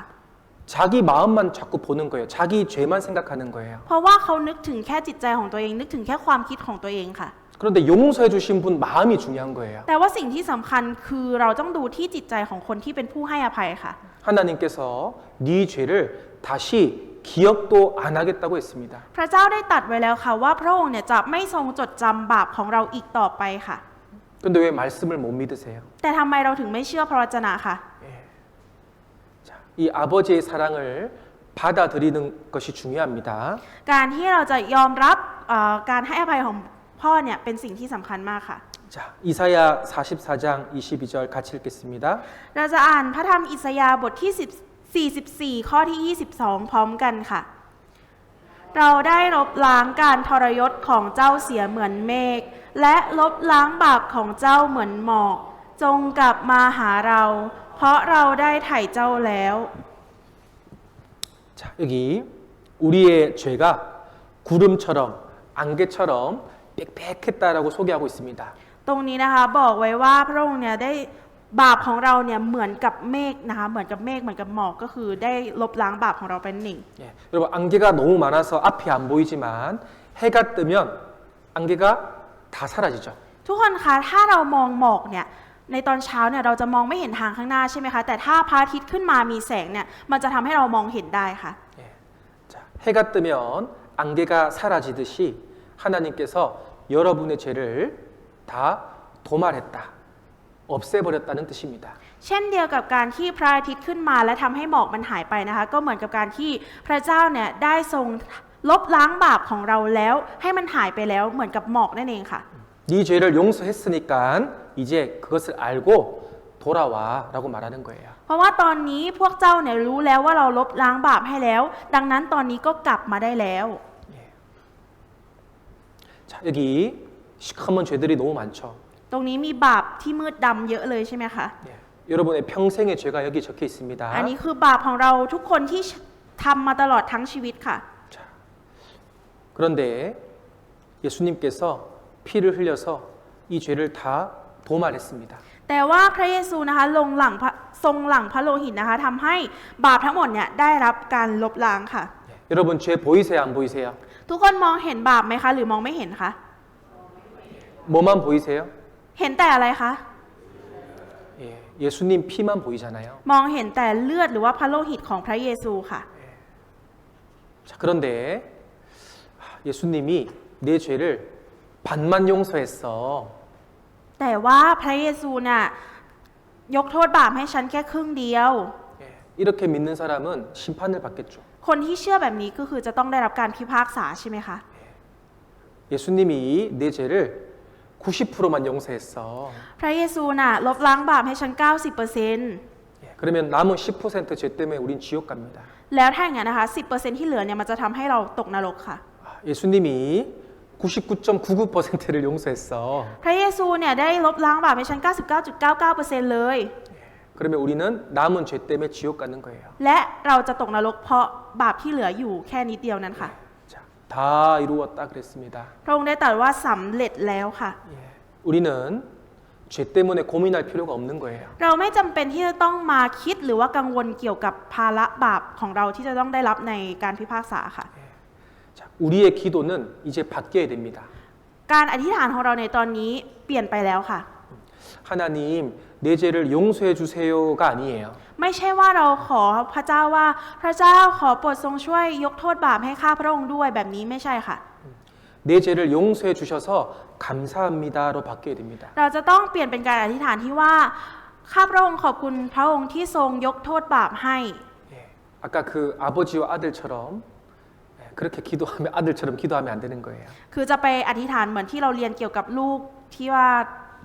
ขอยกโทษพ่อแบบนั้นไม่ได้ค่ะ 자, 이사야 38장 17절도 같이 읽어보겠습니다. เราจะอ่านพระธรรมอิสยาห์บทที่ 38 ข้อที่ 17 พร้อมกันค่ะ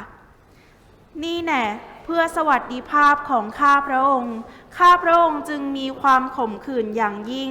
แต่พระองค์ทรงฉุดชีวิตของข้าพระองค์ออกจากหลุมของความพินาศ เพราะพระองค์ทรงเหวี่ยงบาปทั้งหมดของข้าพระองค์ไว้ข้างหลังของพระองค์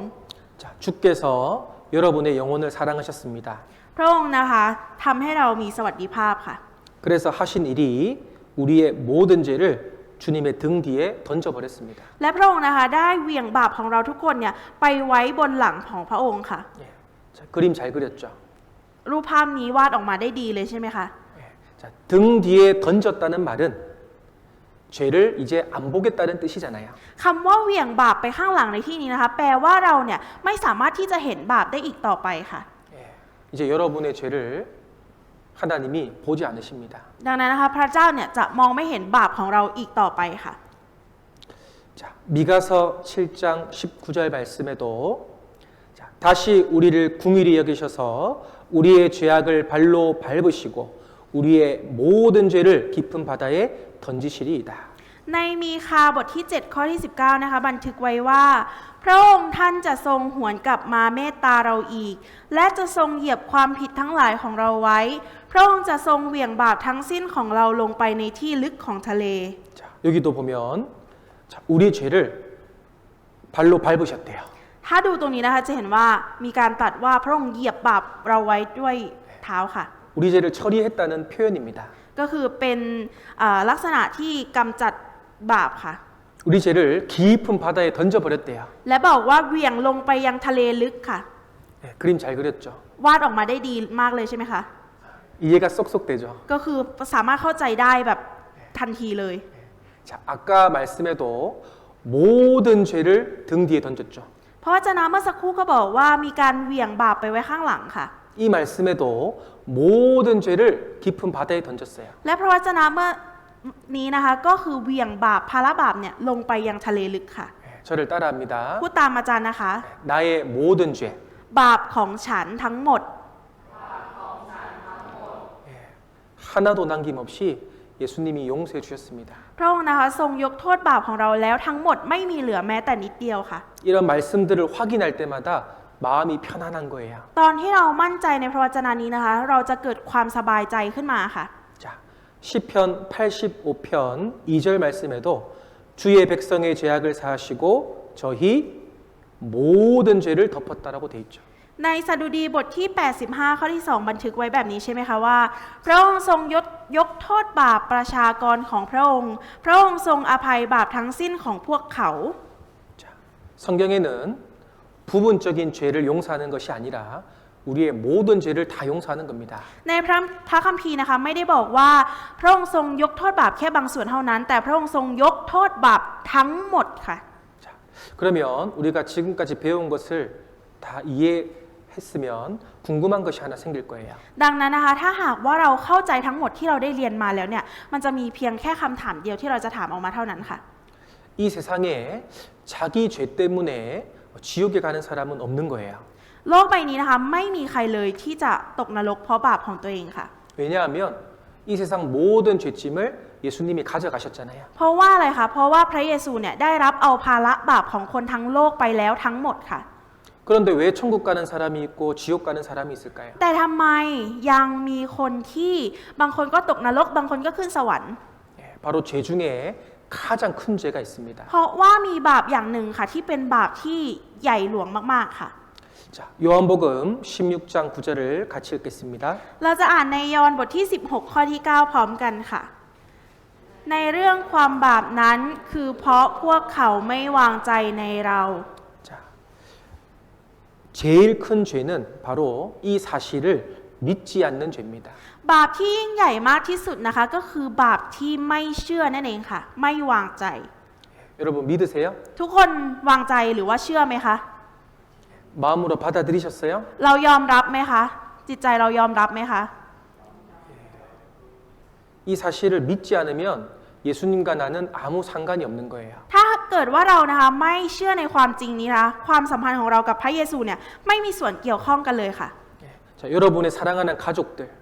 그 가족들 죄도 예수님이 가져갔어요, 안 가져갔어요? แล้วครอบครัวที่เรารักนะคะ บาปของครอบครัวที่เรารักเนี่ยพระเยซูได้เอาบาปของพวกเขาไปแล้วหรือยังคะ 가져갔는데 모르고 있잖아요. เอาไปแล้วค่ะ แต่ว่าพวกเขายังไม่รู้ค่ะ 저기 방콕교회 앞에 지금 지나가는 사람들 죄도 예수님이 용서했어요, 안 했어요? แล้วบาปของคนที่เดินผ่านไปผ่านมาหน้าโบสถ์กรุงเทพเนี่ยค่ะเขาพระเยซูเนี่ยได้เอาบาปของเขาไปหรือยังคะ 용서했는데 모르고 있잖아요. คือยกโทษให้ทั้งหมดแล้วแต่เพราะพวกเขาไม่รู้ค่ะ 이 사실을 믿지 않는 것이 큰 죄입니다. ความที่ว่าไม่เชื่อในความจริงนี้นะคะคือบาปที่ยิ่งใหญ่มากที่สุดค่ะ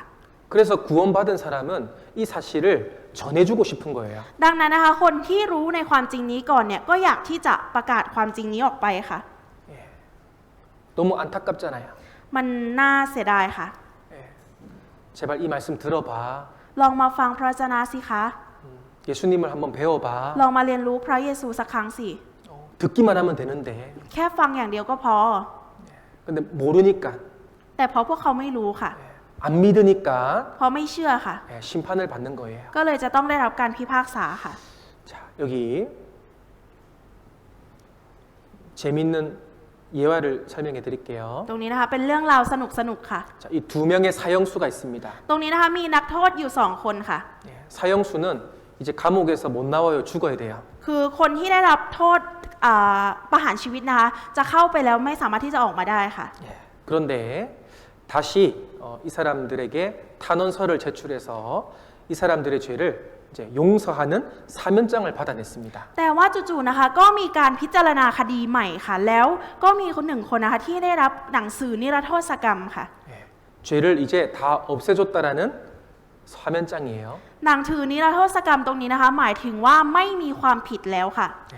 한 사람은 너무 기뻐요. คนหนึ่งนะคะดีใจมากเลยค่ะ 나 이제 안 죽는구나. โอ้ยตอนนี้ฉันไม่ต้องได้รับโทษประหารชีวิตแล้ว 나 이제 감옥에서 나갈 수 있어. ฉันสามารถออกจากคุกได้แล้ว 그런데 한 사람은 표정이 안 좋아요. แต่อีกคนรู้สึกไม่ดีค่ะ สีหน้าไม่ดีเลย 나 이 사면장 안 받아. ฉันไม่รับหรอกหนังสือนิรโทษกรรม 똑같이 사면장을 받았는데 두 사람의 반응이 달라요. คือได้รับหนังสือนิรโทษกรรมเหมือนกันค่ะ แต่สีหน้าลักษณะการแสดงออกเนี่ยแตกต่างกัน 이 사람 어떻게 됐을까요? แล้วคนคนนี้จะเป็นยังไงคะ 사형 당했습니다. ก็คือได้รับการประหารชีวิตค่ะ 근데 이 사람은 자유를 얻었습니다. แต่ว่าคนนี้นะคะเป็นอิสระ 똑같이 죄를 용서받았는데 이 사람은 자유를 얻었는데 이 사람은 왜 죽었을까요? หนังสือนิรโทษกรรมใบนี้นะคะสองคนนี้ได้รับเหมือนกันคือหนังสือนิรโทษกรรมก็คือหนังสือได้รับการยกโทษนะคะ ก็คือได้รับเหมือนกันแต่ทำไมสองคนนี้ถึงแตกต่างกัน และทำไมอีกคนหนึ่งถึงตายอีกคนหนึ่งถึงเป็นอิสระ 바로 이 사면장을 받았느냐 거절했느냐입니다. เพราะว่าคุณเนี่ยรับหนังสือนิรโทษกรรม หรือไม่รับหนังสือนิรโทษกรรมค่ะ 자, 여러분 이 성경이 예수님이 여러분의 죄를 전부 용서했다는 사면장이잖아요. ทุกคนคะนี่นะคะเป็นหนังสือที่เป็นหนังสือนิรโทษกรรมนะคะเพื่อที่จะบอกว่าเราเนี่ยได้รับการยกโทษแล้วนั่นเอง 사면장 받았어요? แล้วทุกคนได้รับหนังสือนิรโทษกรรมหรือยังคะ 자, 여러분 이 사람처럼 기뻐요? แล้วทุกคนดีใจเหมือนคนคนนี้ไหมคะ 혹시 이런 사람 있어요? หรือว่ามีใครเป็นแบบคนนี้ไหมคะ 표정이 있는 것 같은데. เหมือนสีหน้าบางคนอาจจะมีนะคะ 실제로 이 사면장은 종이지만 이것을 받아들이지 않으면 죽는 거예요. ก็คือหนังสือนิรโทษกรรมนี้นะคะถึงแม้ว่ามันจะเป็นกระดาษก็จริง แต่ถ้าไม่รับไว้นะคะก็จะได้รับโทษประหารนั่นเองค่ะ 우리는 죄 때문에 이제 걱정할 필요가 없습니다. ตอนนี้นะคะเราไม่มีความจำเป็นที่จะต้องกังวลเกี่ยวกับเรื่องของความบาปนั้นแล้วค่ะ 자, 에베소서 2장 8절 너희가 그 은혜를 인하여 믿음으로 말미암아 구원을 얻었나니 이것이 너희에게서 난 것이 아니요 하나님의 선물이라. เอเฟซัสบทที่2ข้อที่8นะคะบันทึกไว้ว่า เพราะว่าท่านทั้งหลายได้รับความรอดแล้วด้วยพระคุณโดยทางความเชื่อ ความรอดนี้ไม่ใช่มาจากตัวท่านแต่เป็นของประทานจากพระเจ้า 자, 구원은 하나님의 선물이래요. ความรอดคือพระคุณและของขวัญหรือว่าของประทานจากพระเจ้าค่ะ 자, 여러분 누구에게 선물 줘보셨죠? ทุกคนเคยได้ให้ของขวัญกับคนอื่นใช่ไหมคะ 선물을 주는 사람은 시간도 들어야 되고 돈도 내야 되고 굉장히 복잡해요. คนที่ให้เป็นผู้ให้ของขวัญนะคะก็จะเป็นคนที่ต้องใช้เวลาต้องเสียเงินต้องทำอะไรหลายๆอย่างค่ะ 근데 선물을 받는 사람은 감사합니다 하고 받으면 돼. แต่คนที่ได้รับของขวัญนะคะก็แค่ขอบคุณค่ะแล้วก็รับมาค่ะ 맞습니까? ถูกต้องไหมคะ 선물은 받아야지 거절하면 안 돼요. คือเรานะคะจะต้องรับของขวัญที่คนอื่นให้ค่ะ จะไปปฏิเสธไม่ได้ค่ะ 자, 예수님은 우리에게 구원의 선물을 주셔서 우리는 감사합니다라고 받으면 돼요. พระเย ซูนะคะประทานความรอดให้แก่เราเนี่ยเป็นของขวัญหรือว่าของประทานค่ะเราเพียงมีหน้าที่เพียงแค่รับมาแล้วก็ขอบคุณพระองค์เท่านั้นค่ะ 그런데 하나님은 이 구원의 선물을 주시기 위해서 예수님 사랑하는 아들이 십자가에서 피 흘려 죽은 거예요. แต่เพื่อที่พระเจ้านะคะเพื่อที่พระองค์จะประทานความรอดนี้ให้แก่เราเป็นของขวัญนะคะพระองค์ได้ทรงพระบุตรองค์เดียวของพระองค์นะคะมายังโลกใบนี้เพื่อตายแทนเราค่ะ 이 선물을 주시기 위해서 십자가에 못 박히시고 엄청난 대가를 치르신 겁니다. เพื่อที่จะประทานของขวัญที่เป็นความรอดนี้ให้แก่เรานะคะพระองค์พระเยซูเนี่ยต้องถูกตึงบนไม้กางเขนและหลังพระโลหิตค่ะ 여러분 구원 선물 받으셨습니까? และทุกคนได้รับความรอดเป็นของขวัญหรือยังคะ 다 용서했다 그랬잖아요. พระองค์ได้บอกไว้แล้วค่ะว่าพระองค์เนี่ยยกโทษให้ทั้งหมดแล้วสำเร็จแล้ว 그거 받으면 돼요. เราก็แค่ยอมรับค่ะ 자, 여기 보세요. ดูที่ตรงนี้นะคะ 자, 큰 구원의 선물을 자, 받아라 하고 주는 거예요. อันนี้คือพระเจ้าบอกว่าเนี่ยรับความรอดไปเป็นของขวัญซะ 그럼 어떻게 할 거예요? แล้วเราจะต้องทำยังไงคะ 감사합니다. ขอบคุณค่ะ 그런데 이 사람이 너무 큰 선물이라서 못 받겠어요. แต่คนนี้บอกว่าของขวัญใหญ่มากเลยรับไว้ไม่ได้หรอก 받아라. รับไปเถอะ 죄송합니다. 안 โอ้ 받을게요. ขอโทษค่ะรับไม่ได้จริงๆค่ะ 이 사람 지옥 가겠죠. คนนี้ก็คงจะต้องตกนรกใช่ไหมคะ 자, 여러분 선물 받으셨어요? แล้วทุกคนได้รับของขวัญหรือยังคะ 네. 재용서 선물 받은 사람 손 한번 들어보세요. ไหนใครได้รับการยกโทษบาปเป็นของขวัญบ้างคะยกมือค่ะ 나 재용서 받았습니다. ใครได้รับการยกโทษบาปแล้วยกมือค่ะ 네. 손 내리세요. เอามือลงได้ค่ะ 자, 여기 에베소서 1장 6절 보시면 이는 그의 사랑하시는 자 안에서 우리에게 거저 주셨다라고 되어 있습니다. ตรงนี้นะคะในเอเฟซัสบทที่1ข้อที่6นะคะบอกไว้ว่าเพื่อเป็นที่ยกย่องพระคุณอันรุ่งโรจน์ของพระองค์ที่ทรงให้แก่เราเปล่า 여러분 거저 줬다는 말은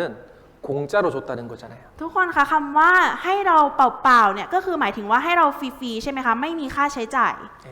아까 선물이라는 것도 공짜로 주는 거잖아요. คำว่าของประทานหรือว่าของขวัญในเมื่อสักครู่ก็คือให้มาฟรีๆให้มาโดยไม่มีค่าใช้จ่ายใช่ไหมคะ 자, 여기 한 영상을 보여드릴 건데요.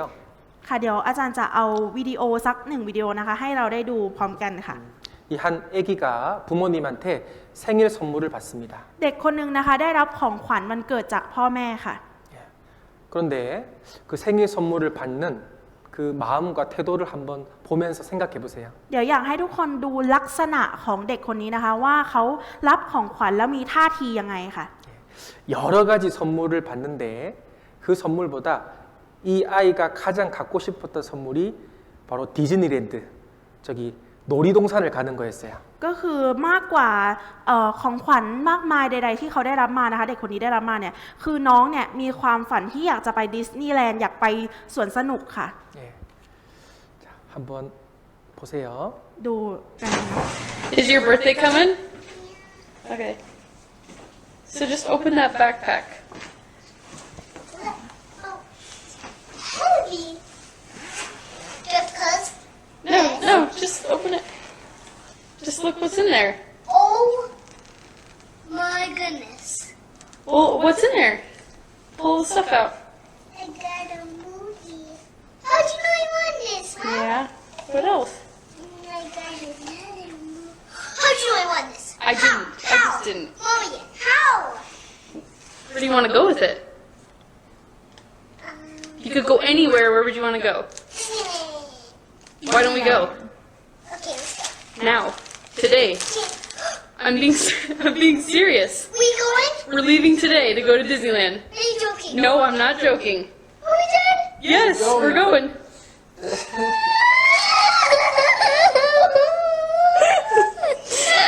Are you excited?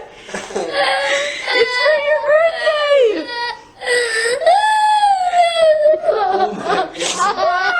Happy birthday! It's my birthday today. No, in a week, but we're going. I'm crying too! I'm crying too! You excited? Your daddy hugs!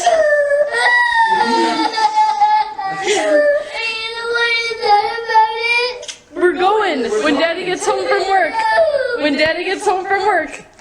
Do a happy dance. Yeah. I love you. I love you too. Okay, bye. 예. 자, 선물 받은 아이가 너무 좋아하죠. ก็คือเด็กที่ลักษณะได้รับของขวัญก็รู้สึกดีมากๆเลยใช่ไหมคะ ดีใจมากๆเลย 이 디즈니랜드 간다는 것 때문에 이렇게 좋아하잖아요. คือเด็กคนนี้ค่ะดีใจแบบนี้ เพราะว่ารู้ว่าจะได้ไปดิสนีย์แลนด์ค่ะ 예. 그런데 우리는 얼마나 큰 선물을 받았습니까? แต่ว่าเราล่ะคะได้รับของขวัญที่ยิ่งใหญ่มากเพียงใดคะ 여러분 지금 춤을 추고 싶지만 마음으로 춤을 추세요. คือถึงแม้ว่าอยากจะทุกคนตอนนี้อยากจะแบบเต้นใช่ไหมคะ แต่ว่าเต้นในใจก็พอนะคะ 우리는 마음으로 하나님 앞에 더 기쁜 춤을 춰야 됩니다. ก็คือพระเจ้านะคะจะทรงประทานความยินดีหรือว่าที่ยิ่งใหญ่มากกว่านี้ให้เราอีกค่ะ 예, 이 아이가 눈물을 흘리는 것처럼 우리는 마음으로 더 큰 눈물을 흘려야 되는 거예요. เช่นเดียวกับที่เด็กคนนี้นะคะมีการร้องไห้ออกมาด้วยความดีใจเราเองก็เช่นเดียวกันค่ะ เราก็จะต้องมีจิตใจที่ร้องไห้ด้วยการดีใจขอบคุณที่พระองค์ทรงช่วยเราค่ะ 자, 여기 나의 죄를 씻기는이라는 찬송인데요. ตรงนี้นะคะเป็นเพลงสรรเสริญที่มีชื่อว่ามีแต่พระโลหิตพระเยซูค่ะ 예, 1절만 우리 아시는 분들은 같이 불러봅시다. เราจะมาร้องพร้อมกันแค่สักหนึ่งท่อนนะคะ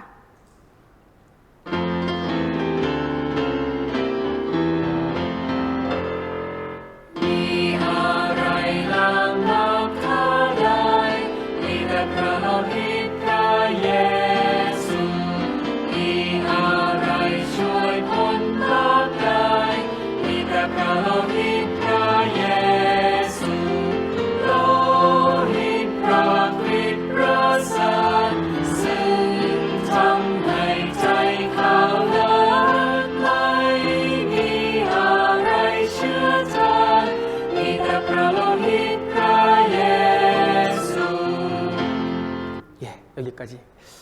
เท่านี้ค่ะ 우리의 죄를 씻기는 예수님 피밖에 없습니다. บาปของเรานะคะจะลบล้างได้มีเพียงพระโลหิตของพระเยซูเท่านั้นค่ะ 그런데 이미 피를 흘리셔서 다 이루셨습니다. และพระองค์เองนะคะก็ได้หลั่งพระโลหิตนั้น และสิ้นพระชนม์และลบล้างบาปให้เราทั้งหมดเสร็จสิ้นแล้วค่ะ 자, 여기를 한번 보세요. ดูที่ตรงนี้นะคะ 자, 여기 그림책이에요. อันนี้นะคะเป็นหนังสือสีค่ะ 자, 여기 시커먼 죄가 있습니다. มีสีดำอยู่ค่ะ 여기는 여러분이 지금까지 지었던 과거의 죄가 있어요. สีดำตรงนี้นะคะมีความหมายว่าบาปของเราทำมาตั้งแต่อดีต 과거의 죄. บาปในอดีตค่ะ 여기는 앞으로 지을 여러분의 미래의 죄가 있습니다. และบาปในอีกฝั่งหนึ่งนะคะคือบาปที่เรากำลังจะทำในอนาคตข้างหน้าค่ะ 이 죄를 그대로 가지고 가면 우리는 심판받고 지옥 가요. ถ้าหากว่าเรายังเอาบาปนี้ติดตัวไปจนถึงตายนะคะ เราจะต้องได้รับการพิพากษาจนต้องตกนรกค่ะ 그런데 이 죄를 해결하려고 누가 오셨습니까? แล้วเพื่อที่จะให้แก้ไขบาปนี้อะค่ะ ต้องมีใครมาคะ 예수. พระเยซูค่ะ 자, 예수님이 오셔서 이 빨간색은 무엇을 의미할까요? พระเยซูเสด็จมาแล้วและสีแดงนี้มีความหมายว่าอะไรคะ 예, 피. เลือดค่ะ 자, 내 모든 죄를 예수님 피로 깨끗이 씻었습니다. บาปของเราที่ทำมาทางชีวิตนะคะในอนาคตด้วยก็คือ ได้รับการลบล้างบาปด้วยเลือดของพระเยซูค่ะ 그 결과 눈과 같이 하얗게 됐어요. และผลสุดท้ายนะคะในสายพระเนตรของพระองค์ก็จะเป็นสีขาวค่ะสะอาด 죄 보여요? เห็นบาปไหมคะ 자, 그래서 우리는 황금나라 천국 갈 수 있는 겁니다. และถ้าอย่างนั้นทีนี้เราก็สามารถที่จะไปยังสวรรค์นิรันดร์อาณาจักรแห่งสวรรค์นิรันดร์อันรุ่งโรจน์ได้แล้วค่ะ 예, 이 방금 부른 노래랑 똑같아요. มีความหมายเหมือนกับเพลงสรรเสริญเมื่อสักครู่ที่เราได้ร้องกันไปค่ะ 자, 여기 보면 나의 죄를 씻기는 예수의 피밖에 없네. ฉันช่องบุตร 네. มี내 죄를 씻기는 예수님 피밖에 없습니다. ก็คือสิ่งเดียวที่สามารถลบล้างบาปของเราได้นะคะ มีเพียงพระโลหิตของพระเยซูเท่านั้นค่ะ 예수님 피 때문에 내가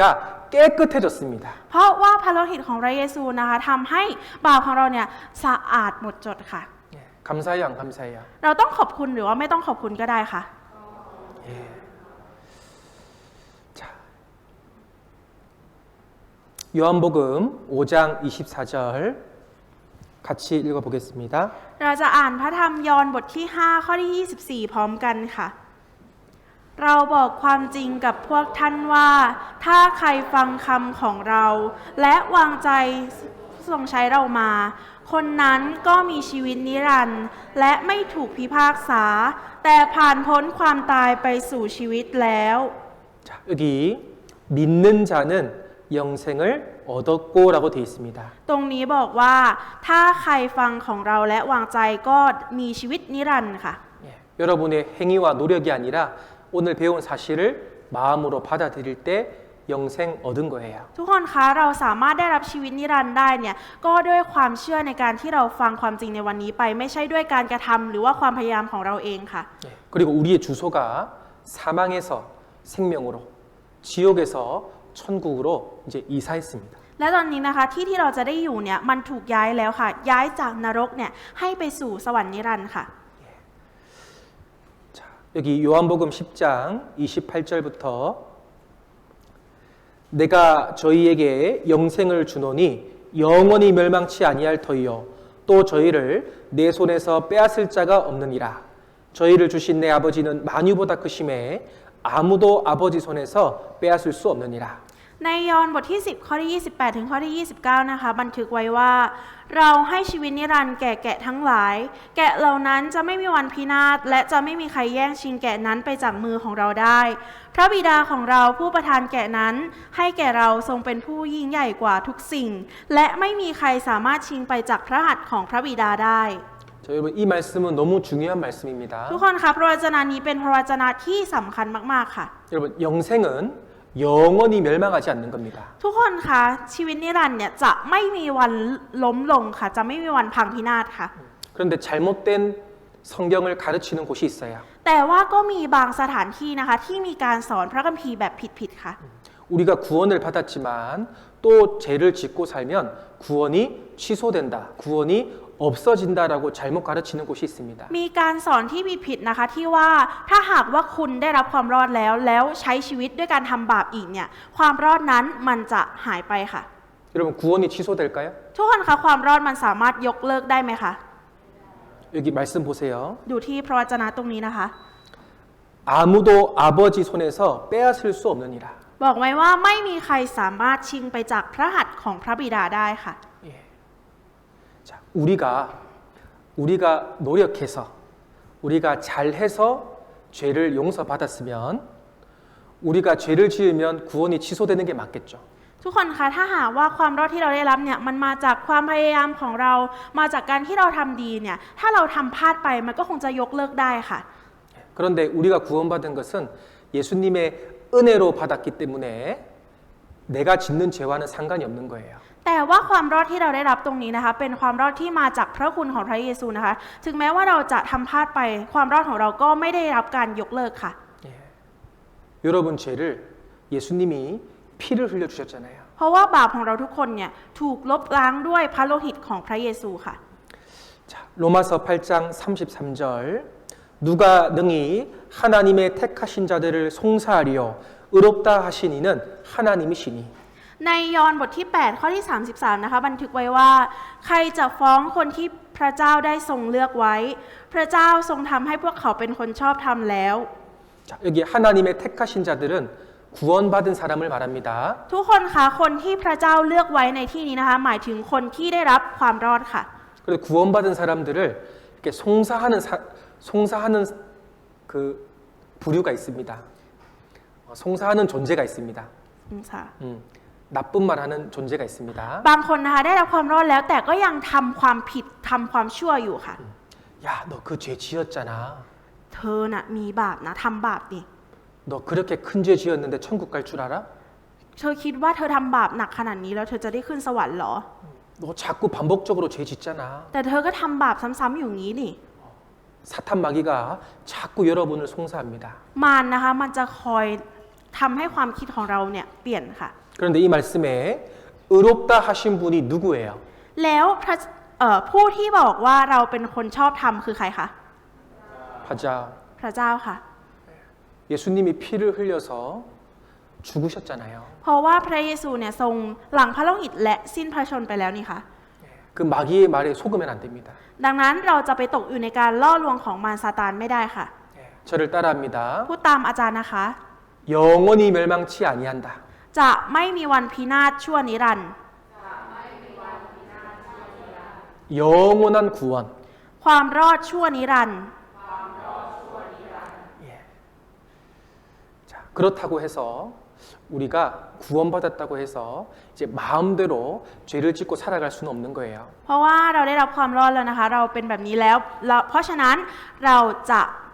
ไปทำบาปอีกต่อไปไม่ได้แล้วค่ะ 정말 그 사랑을 깨달았으면 이제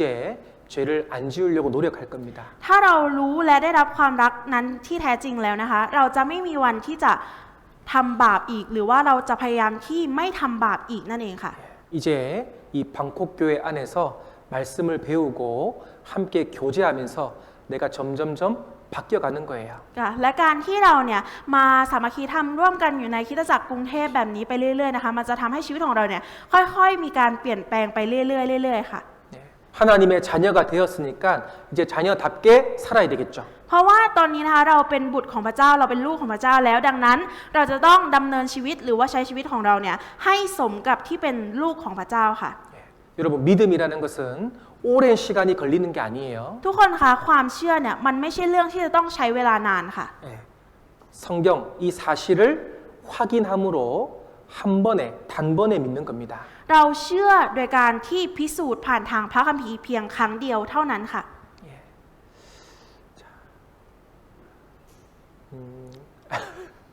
자, 우리 여러분들께서 이 사실을 확실하게 깨달았으면 이제는 이 내용을 확실하게 말할 수 있어야 돼요. ถ้าหากว่าเรานะคะรู้และรับรู้ถึงความจริงตรงนี้นะคะเราสามารถพูดออกไปได้อย่างมั่นใจมากๆแน่นอนค่ะ 말할 수 있습니까? แล้วทุกคนจะพูดออกไปได้ไหมคะ